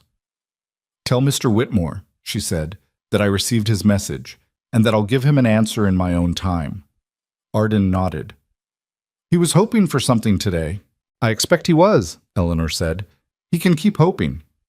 There was a moment, a brief moment, where Arden's expression shifted into something that was not the flat hired man expression, something that had more in it, and she catalogued it without reacting to it. "Miss Hart," he said, "you should know, Mr. Whitmore isn't—" He stopped. The flat expression came back. "I'll tell him what you said." He turned his horse and rode back down the trail. Eleanor stood in the yard and watched him go all the way to the first switchback before she moved. Then she turned and looked toward the timber above the cabin. She put 2 fingers in her mouth and whistled sharp and clear, the way her uncle had taught her to call dogs across a field, and she waited. After a minute, she heard the sound of Caleb coming down through the timber, moving fast enough that she knew he'd heard the horse earlier and had been on his way back already. He came into the yard and she handed him the letter without a word. He read it standing in the cold, and she watched his face do what it did. That process of internal reckoning she'd come to recognize, steady on the surface and working underneath. He finished reading, looked up. "He's offering to act as an intermediary," he said, "between you and the Denver buyers, for a percentage." "A large percentage." "Yes. He doesn't have any contacts in the land office," Eleanor said. "He's a merchant in a frontier town. That's a bluff?" "Probably." Caleb folded the letter. "The part about interested parties in Denver is probably not a bluff. That land gets more real every week the railroad survey progresses. There will be buyers." "He's trying to put himself between me and what's mine," Eleanor said. "Yes." "Because he thinks I don't know what I'm doing." Caleb looked at her. He said nothing because nothing needed to be said about that. She took the letter back from him and looked at it again. Gerald Whitmore's handwriting was careful and deliberate, the handwriting of a man who had written many business letters and knew how to make them sound reasonable. "I want only to help. I have your best interests at heart. These are complicated matters for a woman alone." "A woman alone?" She folded the letter, put it in her coat. "He thinks you're alone," Caleb said. He said it quietly, not as a comfort, but as an observation, as information. "He does," Eleanor agreed. She looked at the trail where Arden had gone, already around the switchback and out of sight, carrying her non-answer back down the mountain to the man who had sent him. Let him think what he thought. Let him build whatever he was building on the assumption that she was a woman alone on a mountain with an inheritance she didn't know how to protect and nowhere to turn. He had been wrong about her before. He would be wrong about her again. She went inside and put Whitmore's letter in the lockbox next to the letter from the attorneys, and she took out the ledger and opened it to that day's page and wrote the date at the top. And below it, "Writer came. Whitmore knows. Need to be ready." Then she put a number at the bottom and drew a line under it, the way she marked the end of a column that was ready to be summed. Caleb came in behind her and looked at the ledger over her shoulder. "What's that number?" he said. "Days until the trail is good enough for multiple riders," she said. "If the thaw holds." He looked at it. He didn't argue with her math. She closed the ledger. Outside, the temperature was dropping again, the mountain reasserting its winter, and somewhere 18 miles below them, in a tidy office above a general store, a man with a careful handwriting and a great deal of misplaced confidence was waiting for an answer that was never going to be the one he expected. The number Eleanor had written in the ledger turned out to be wrong by 4 days. She had calculated based on the trail condition and the weather pattern, and the reasonable assumption that a man like Whitmore would need time to put something together. Time to hire, time to plan, time to convince himself that what he was doing was justified rather than what it actually was. She had given him more credit than he deserved. Either that, or he had started putting it together before Arden ever rode up the mountain, which meant the letter had not been a business proposition at all, but a last courtesy extended to someone he'd already decided to take from. She found out which one it was later. At the time, what she knew was that she woke 4 days earlier than she'd expected to the sound of horses on the lower trail, multiple horses, and the particular quality of pre-dawn dark that said it was still 2 hours before light. She was dressed and at the window in under a minute, which told her something about the state of her sleep in the weeks since Arden's visit. She had not been sleeping deeply. She had been sleeping the way people slept when they were waiting for something. The window faced east and the trail came from the west, and she couldn't see them yet, but she could hear them. 3 horses, she thought, maybe 4, moving with the careful pace of riders who were trying to be quieter than they were. There was a rhythm to horses being ridden quietly that was different from horses moving at their natural gait, a deliberate suppression of sound that actually made them easier to identify once you knew what you were listening for. She went to the main room. Caleb was already up. He was at the opposite window, the one that faced the approach, and he had the rifle. He had pulled on his boots and coat over his sleeping clothes, and he had the rifle and he was looking out the gap at the side of the shutter with the focused stillness of a man who had done this kind of waiting before, in worse places and for higher stakes, and had learned what it cost to move too early. "How many?" she said quietly. 4 riders, stopped at the edge of the clearing. He didn't look at her. "Get the axe." She got the axe from beside the door where she kept it, and she also took the long-handled wood maul from the corner and set it within reach, because she believed in having more than one option. Then she stood to the side of the door, not in front of it, to the side, and waited in the dark while the fire in the stove ticked its ordinary tick and the clock on the shelf said it was not yet 4 in the morning.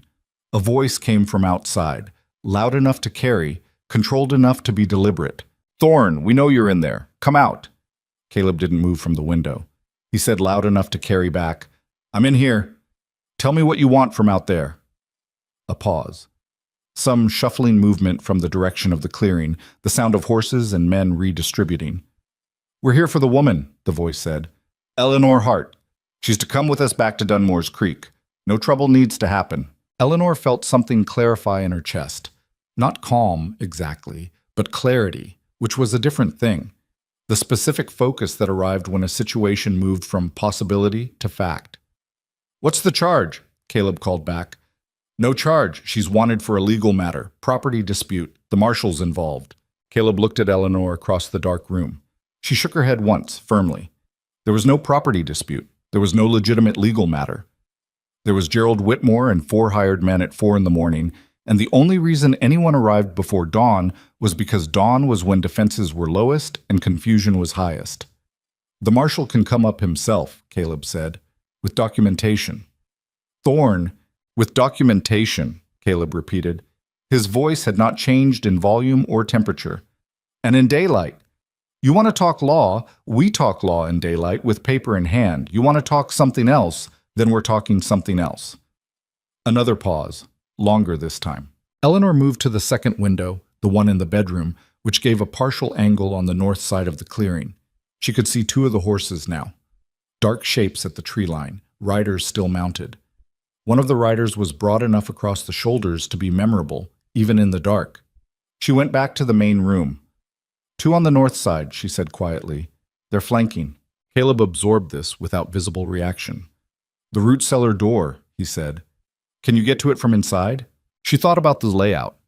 The root cellar had an interior access, a trapdoor in the floor of the small storage alcove off the main room, and the cellar itself extended under the north side of the cabin with an external door that opened flat to the ground on the outside, flush with the earth and covered in winter with a board and snow.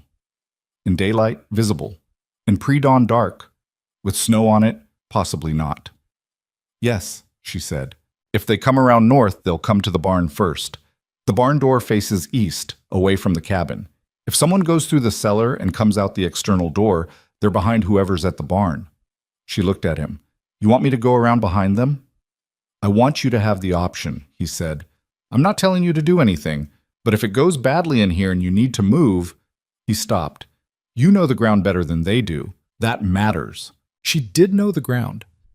6 weeks of hauling water and checking fence lines and carrying wood in every light condition and every weather had built a map of this property into her body that 4 hired men in the dark did not have. "What's your plan for the front?" she said. "Talk as long as possible," he said. People who are talking aren't shooting, and people who are stalling at dawn usually mean they're waiting for light, which means they're not as confident in what they're doing as they're trying to sound. And if talking runs out? He looked at her. In the dark, she could see the outline of his face. Not the expression, but she'd been reading this man for 6 weeks, and she didn't need the expression. Then it runs out, he said. Outside, the voice came again, and this time there was a different quality to it, less controlled, more pressure in it, the tone of a man who had been told to accomplish something and was beginning to feel the shape of it not going as planned. Thorn, Whitmore says to tell you that the woman has an inheritance. He says you already know about it. He says you took her up here to get at it, and that makes you as liable as her in this matter. Caleb's jaw tightened briefly. Eleanor saw it. She can come out and this ends clean, the voice continued, or we come in and it ends different. Caleb looked at Eleanor. She nodded at him. Go ahead. She'll speak for herself, Caleb called back. A beat of silence. Eleanor moved to stand beside the door. She didn't open it. She put her back to the wall beside the frame and raised her voice. I'm Eleanor Hart. Miss Hart.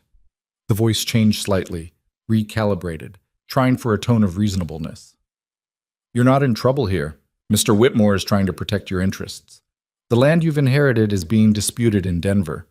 He has the means to help you establish your claim. By taking me off a mountain at 4 a.m, she said. A pause. The timing is unfortunate. There's urgency in Denver. I have legal representation in Denver, she said, which was a forward projection of what was currently true. She had written to the attorneys, and they had written back with 2 letters that were also in the lockbox, establishing formal representation. If Mr. Whitmore has concerns about my estate, he can address them through my attorneys. Miss Hart, and, she said, and her voice didn't waver because she had decided it wouldn't, I'm not a woman alone on this mountain, whatever he may have told you. I am here in a legal partnership on this homestead. My interests are protected. My property is protected. She paused. Are you men employees of Mr. Whitmore, or are you officers of the law? Silence. Because if you're employees, she continued, then what you're doing right now is not a legal matter. It's trespass. On my property, in the partnership I hold with Caleb Thorne, at 4 a.m. before any documentation has been presented. And you should think carefully about what that makes you party to. More silence. She could hear something, low voices, more than 2, the sound of men conferring at a distance they thought was private. Caleb was looking at her in the dark with an expression she couldn't fully see, but could feel. She didn't look back at him. She was listening to the men outside. The conference ended. It ended badly. The sound came fast. Boots on frozen ground, multiple people moving from multiple directions. Not the careful quiet of before, but the committed sound of men who had made a decision. Eleanor had 1 second of that sound before Caleb said, "Cellar," in a voice that was not loud and not panicked and meant exactly what it said. She went for the trapdoor. She had it open and was dropping into the root cellar in the same movement, pulling the trap closed above her, and she was in the dark and the cold of the underground with the smell of earth and stored vegetables around her, and the sound of what was happening above her coming through the floor in muffled percussion. The cabin door taking impact. Caleb's voice. Another voice, something falling. She did not allow herself to stop moving. The external cellar door was at the far end, 8 feet of low-ceilinged crawl through the dark, with her hands finding the shelves on either side by memory. She had been down here dozens of times. She knew where the floor dipped near the second shelf, and she knew where the door hinged, and she knew that the board over the outside would be frozen slightly to the frame and would require shoulder force to move. She got to the door, pressed her ear against it for 3 seconds. No sound directly above it. The sounds of the struggle were coming from the cabin, from the east side near the barn. She put her shoulder to the door and pushed. The frozen edge cracked, and the door opened and she came out of the ground on the north side of the cabin in the dark with the hatchet in her hand, and she lay flat for a moment in the snow and let her eyes adjust to the outside dark, which was less dark than the cellar, but still the deep gray of pre-dawn, and she looked and listened and found the shape of the situation. One man at the cabin door, shoulder deep in trying to force it. Caleb must have barred it after she went under. It hadn't gone in easily. One man around the east side heading for the barn. 2 horses at the tree line, riders still mounted, watching. She could not see Caleb.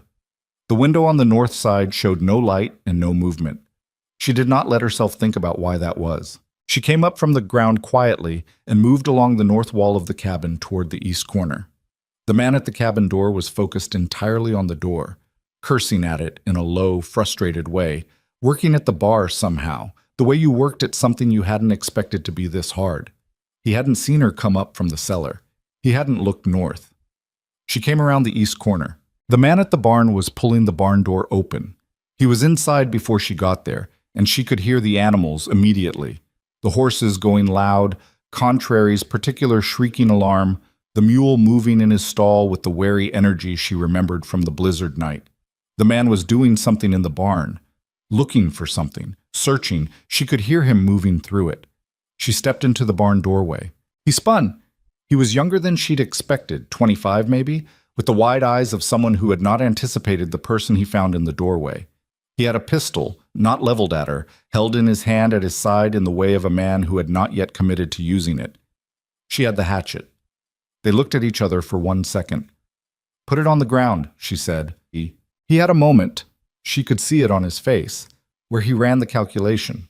She was a woman, and he had a gun, and he was 25 years old, and had likely never had a woman stand in a doorway and tell him what to do with a hatchet in her hand and mean it all the way through. Whatever he calculated, he got it wrong.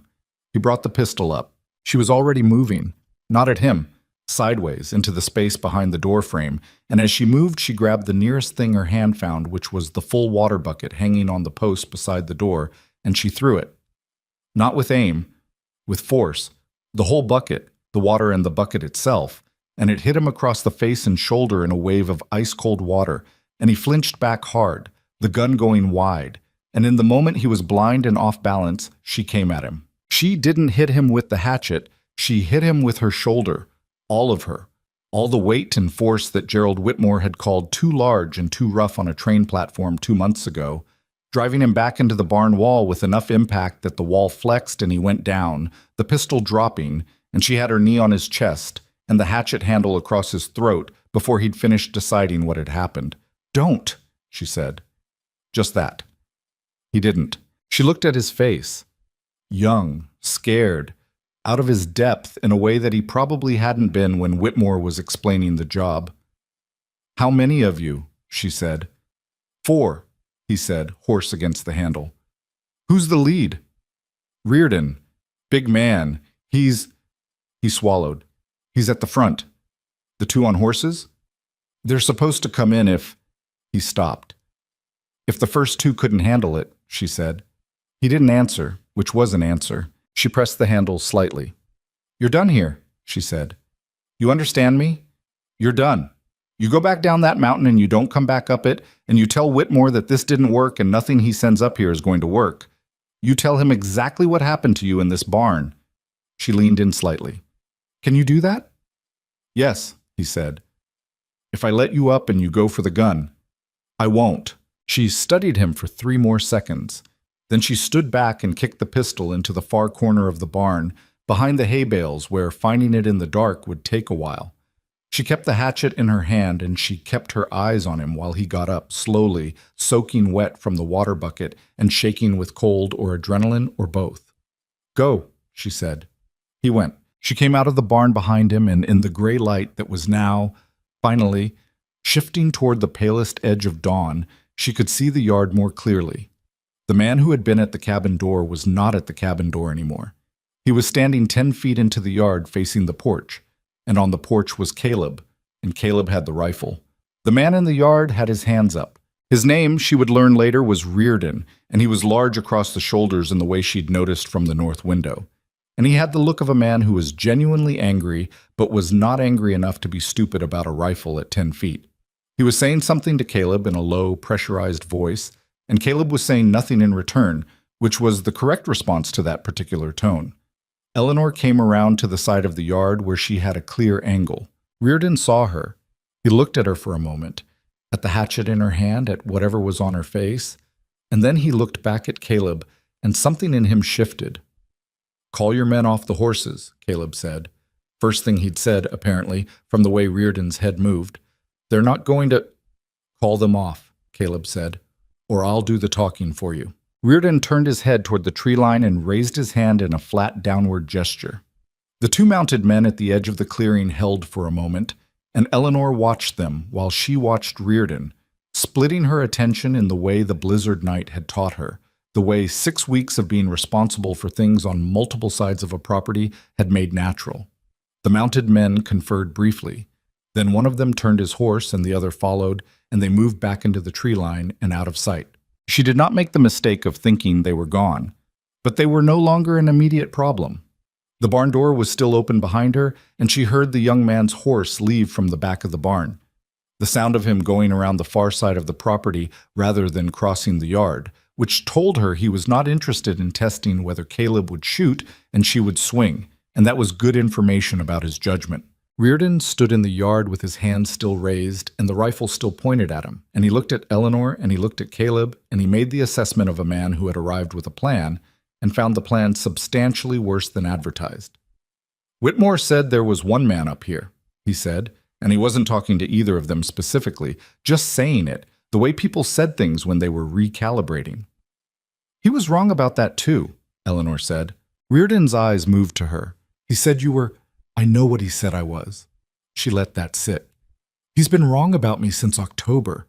I'd have thought someone would have told him that by now. Reardon lowered his hand slightly. Caleb didn't lower the rifle.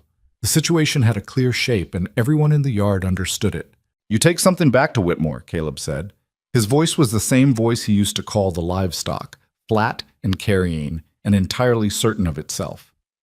You tell him Eleanor Hart is here by her own choice. You tell him this is a legal partnership on legally held land and that she has legal representation for her estate in Denver. You tell him the next time someone comes up this mountain without documentation, and in the dark, we stop being patient about it. He's not going to... Reardon began.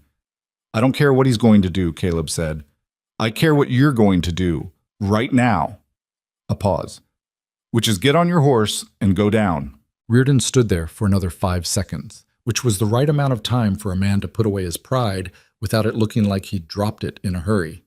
Then he turned and walked to where his horse was tied at the tree line, and he mounted, and he looked back at the yard once, at Caleb with the rifle, and Eleanor with the hatchet in the early gray light of a December morning. And then he rode. Eleanor stood in the yard and listened to the horses go. All 4 of them, eventually, the sounds diminishing down the switchbacks until the mountain swallowed them. She became aware slowly that her hands were shaking. Not from cold, she'd been in cold worse than this, but from the other thing, the thing that always came after, the delayed arrival of the body's honest accounting of what it had just been through. She put the hatchet down, blade first into the snow, and let her hands shake. Caleb came off the porch. He stood beside her in the yard, and he looked down the trail where the riders had gone, and he said nothing for a long moment. The man in the barn, he said eventually. Gone. I sent him. She paused. He was young. He wasn't a killer. He was just hired. You got his gun? In the hay, back corner. I'll get it in daylight. He nodded. He was looking at her hands, she realized, the slight tremor in them. He didn't comment on it. He just reached out and put his hand over both of hers, one brief and solid pressure, and then he let go.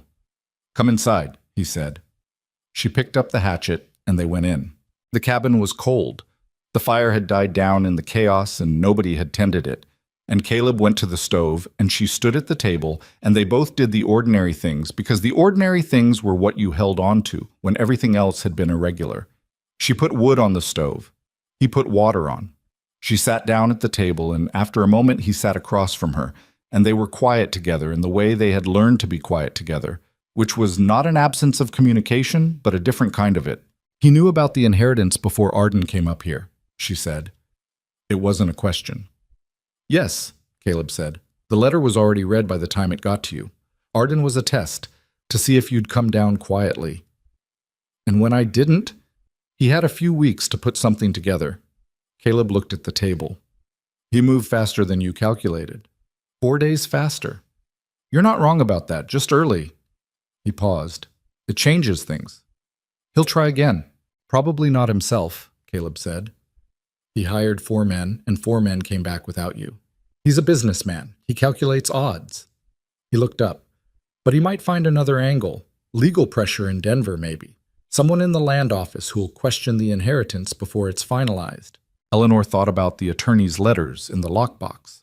The correspondence she'd maintained through December, carefully documented with dates and signatures. The ledger. The record of her presence here, her labor here, her stake in this place. I need to go to Denver, she said. Caleb looked at her. Not now, when the pass is open. But I need to go in person. I need to be in front of the attorneys, in front of whoever processes the estate, so that there's no question about who I am and what I'm claiming, and that I'm doing it freely. She looked at him. Whitmore can't use the legal system against me if I'm already inside it. Spring, Caleb said. Spring, she agreed. Dion. The water on the stove began to steam. She got up and made the coffee the way she made it every morning, strong and plain, and she set his cup in front of him and sat back down with hers. And they sat in the warming cabin while the December light came up fully outside and made the snow on the yard bright. You came out of the cellar behind them, Caleb said. It was not an accusation. It was the tone he used when he was thinking about something from the outside. You told me to have the option. I did. He was quiet for a moment. I heard the barn door. I heard the horse leave. He looked at his cup. I didn't know what that meant until you came around the corner of the barn. She looked at him. Were you worried? He met her eyes. He held them for a moment, which was not something he did casually. Yes, he said. She didn't look away.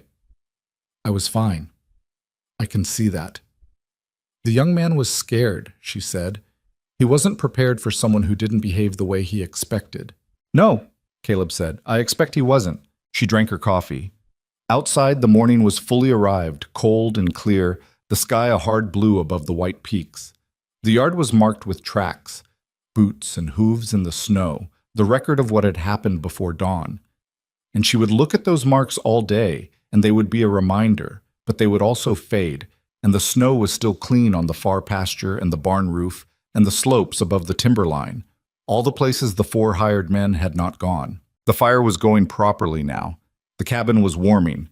There was a gun in the hay in the barn that needed retrieving, and tracks in the yard that needed reading for what they told her about the approach, and a letter that needed to be written to the attorneys in Denver, laying out exactly what had happened this morning in clear documentary terms. She would write it today, while the details were sharp. She opened the ledger on the table in front of her. She turned to that day's page. She wrote the date. Below it, she wrote what had happened, factually and in order, the way you wrote things you needed to be true on paper. Names where she had them, descriptions where she didn't, sequence and time as accurately as she could fix them. She wrote, 4 riders, pre-dawn, turn back. No injuries. She looked at that last line, then she added, partnership held. She closed the ledger.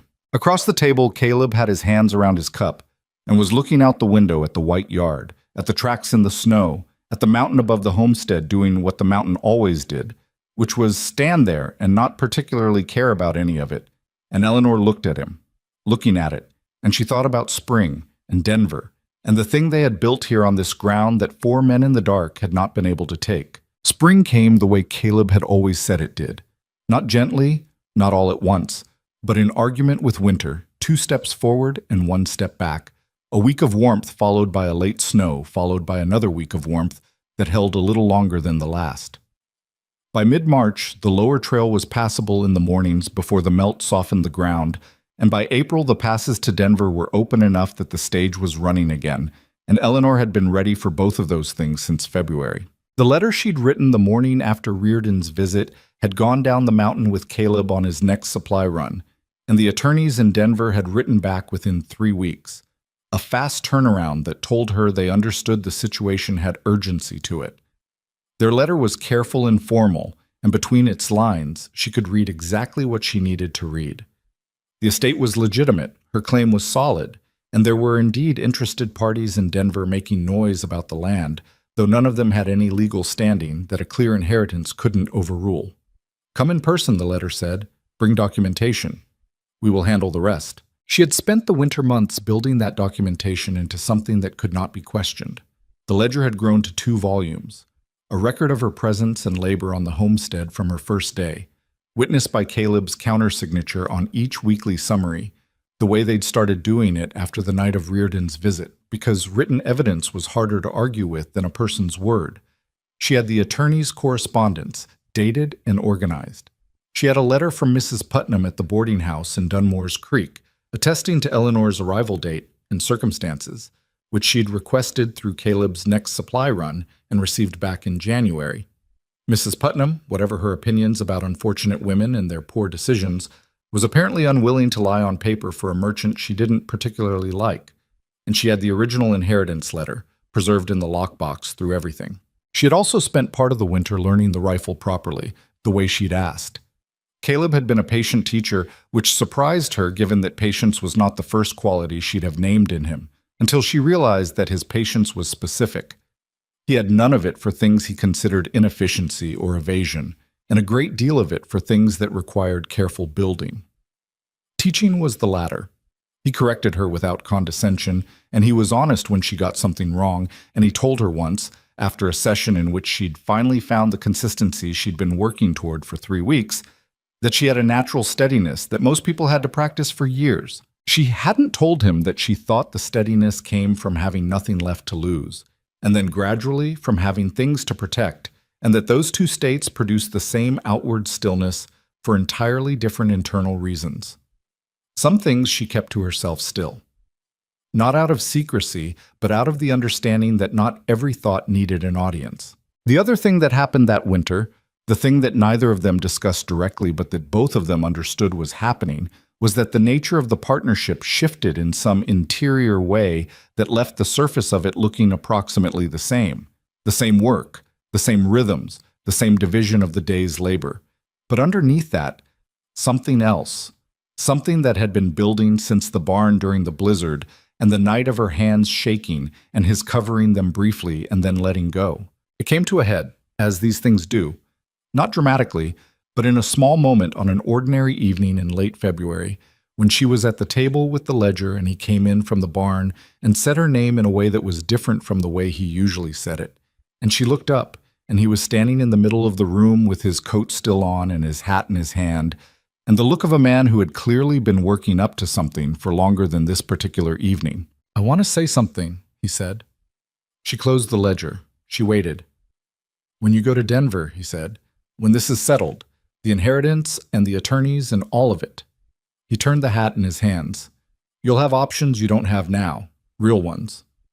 "I know that," she said. "I want you to know that I don't—" He stopped, started again. "The partnership was what I could offer in October, what was fair to offer. You were in a bad situation and I had a need, and I was honest about that." He looked at her. "What I want to say is that it's not the only thing that's—" He was not, she had learned, a man who struggled for words as a general rule. He said what he meant, and he said it plainly, and the fact that he was struggling now told her more than the words themselves. "Caleb," she said.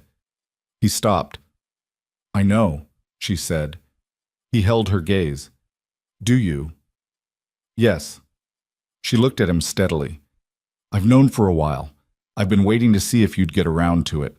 Something in his face shifted. Not surprise exactly, but the particular expression of a man who has been braced against a certain outcome and has to readjust when it doesn't arrive. And she thought about October and the train platform and the specific kind of cold that had nothing to do with temperature. And she thought about 6 months of splitting wood and patching roofs and sitting in a barn in a blizzard and coming out of a root cellar in the dark with a hatchet. And she thought about a ledger with 2 volumes of evidence that she had been here, fully here, every day.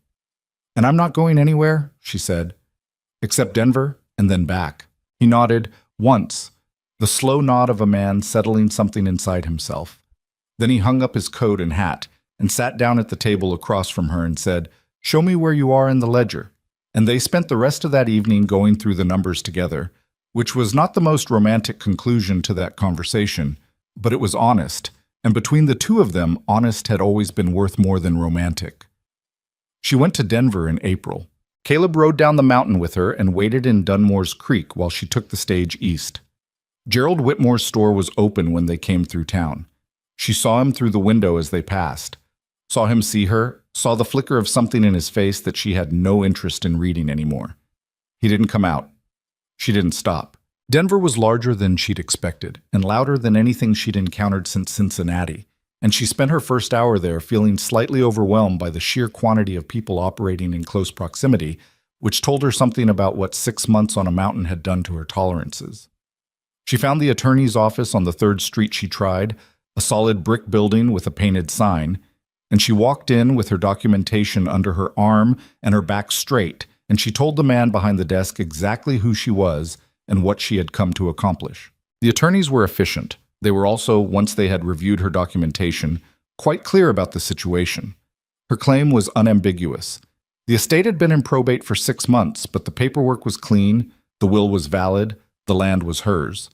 The interested parties that had been making noise turned out to be 2 land speculators and a railroad company representative who had been trying to get at the parcel during the probate period in hopes that a disorganized or distant heir could be pressured into a disadvantageous sale.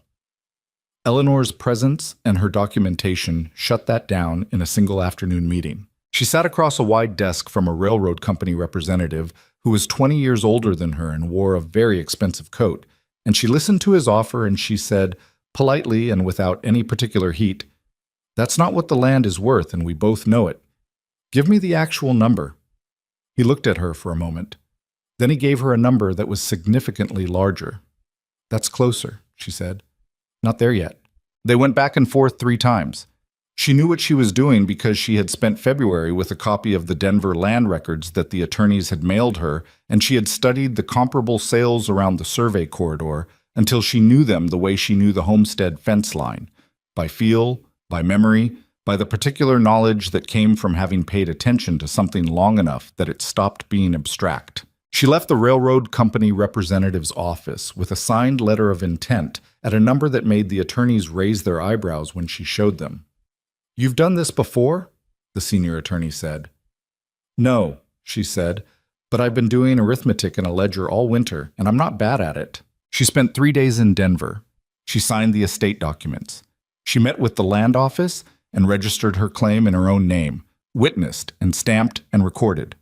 She opened a bank account, the first she had ever held, and she deposited the first portion of the estate settlement that had been held in trust through the probate, not the railroad sale, which would close in the summer when the survey was finalized, but the liquid portion, the money her uncle had kept in a Denver bank that came to her directly once the inheritance was legally established. She stood in the bank lobby after and looked at the paper in her hand for a long moment. She thought about the textile mill in Cincinnati, the room she'd shared with 2 women and a cat, the matrimonial advertisement that had cost her a week's wages and had taken 3 drafts to write because she'd kept trying to sound like more than she was, and then finally decided to just say what was true. The train that had smelled like coal smoke and wet wool. The platform. She folded the bank paper carefully and put it in her coat pocket, and she walked back to the hotel she'd been staying at, and she sat on the edge of the bed in the room she'd been paying for with money she'd earned on the homestead from the partnership share Caleb had been setting aside for her in cash since November. And she did not cry. She sat with it. All of it. The whole length of it from October to now. She had not become someone different. That was the thing she kept coming back to, sitting in that hotel room in Denver. She had not been remade or rescued or transformed by circumstance into something she hadn't been before. She was the same woman who had stood on that platform.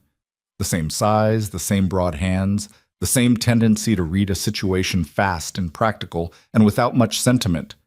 The things that had made Gerald Whitmore curl his lip were still exactly the same things she brought into a room. They were just, finally, in a room that needed them. That was not a small distinction.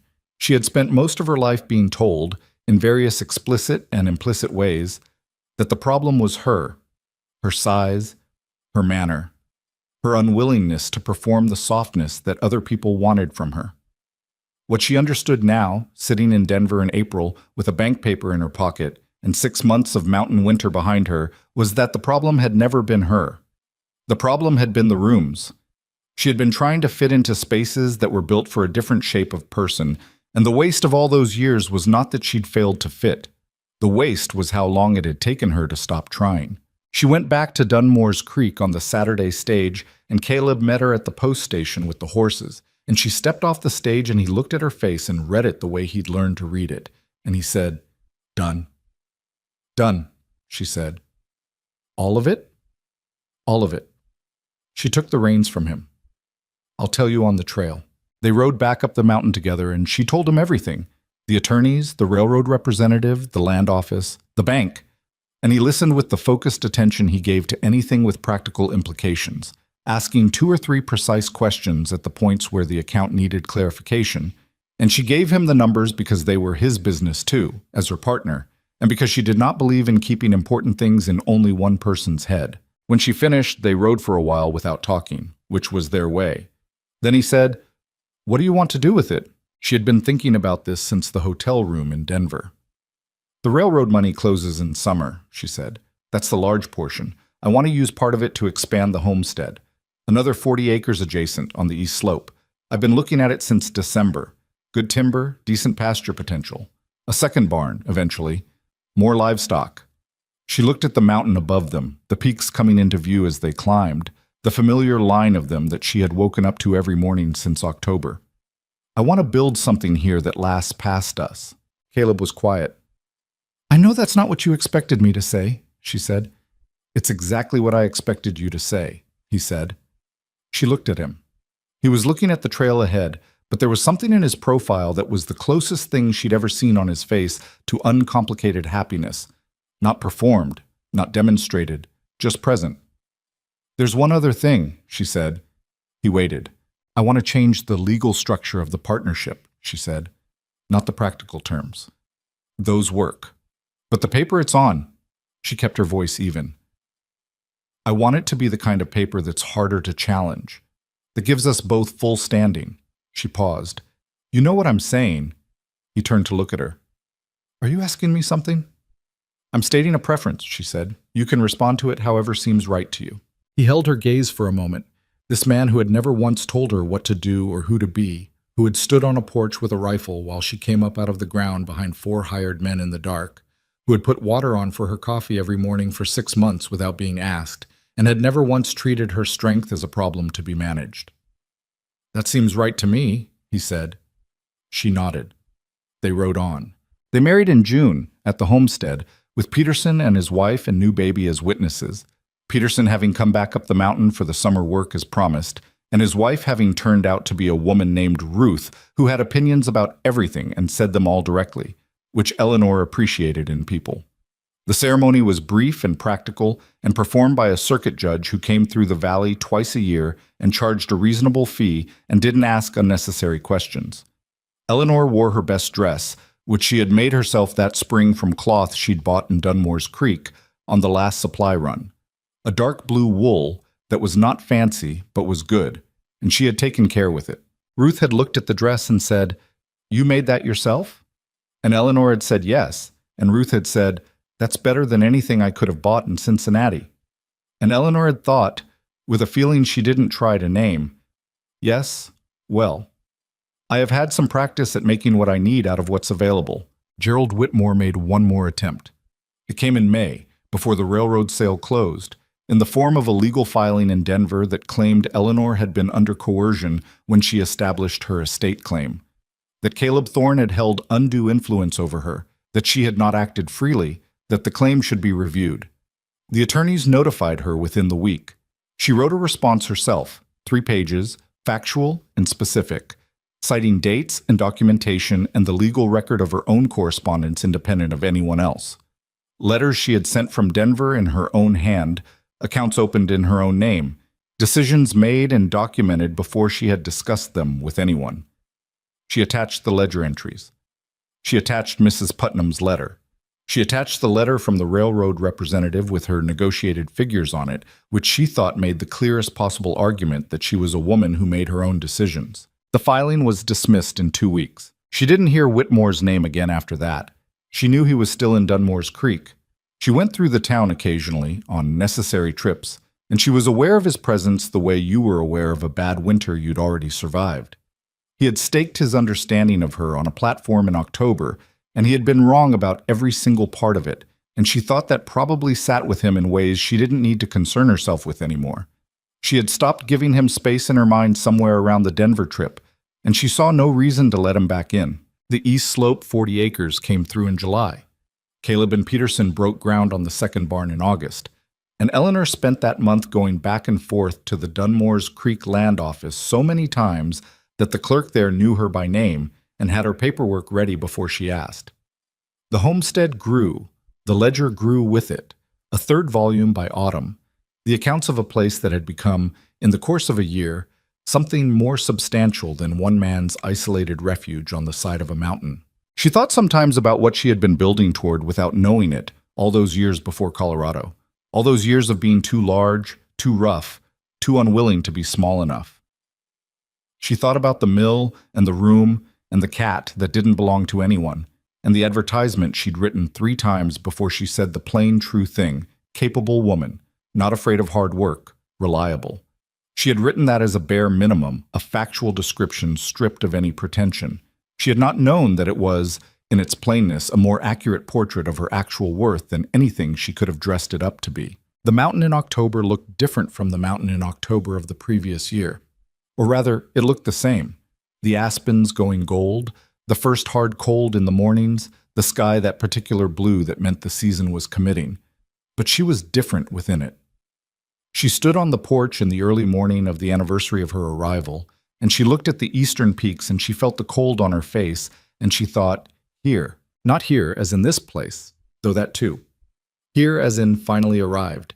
Here as in the specific feeling of being in the right place in the right way, doing the right work for the right reasons, which was something she had not known she was missing until she found it and recognized it by the particular weight of its absence finally lifting. Caleb came out behind her with 2 cups of coffee the way he always did, and he handed her one, and he stood beside her and looked at the same mountains, and they were quiet together in the morning the way they had learned to be quiet together, which was not silence, but a different kind of speech.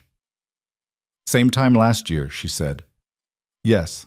She thought about the train platform, the cold street corner, the receipt for a paid debt, and a man she'd never met offering her something he called a partnership.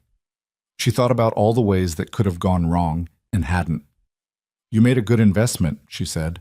He looked at her with the thing that had, over a year, become simply how his face looked when he looked at her. Not performed warmth, not demonstrated affection, just the unguarded expression of a man looking at something he was glad exists. Yes, he said. I did. She drank her coffee. The mountain was doing what the mountain did, which was stand there in the cold morning light and not particularly care about any of it, and she understood now that this was the thing she had needed all along.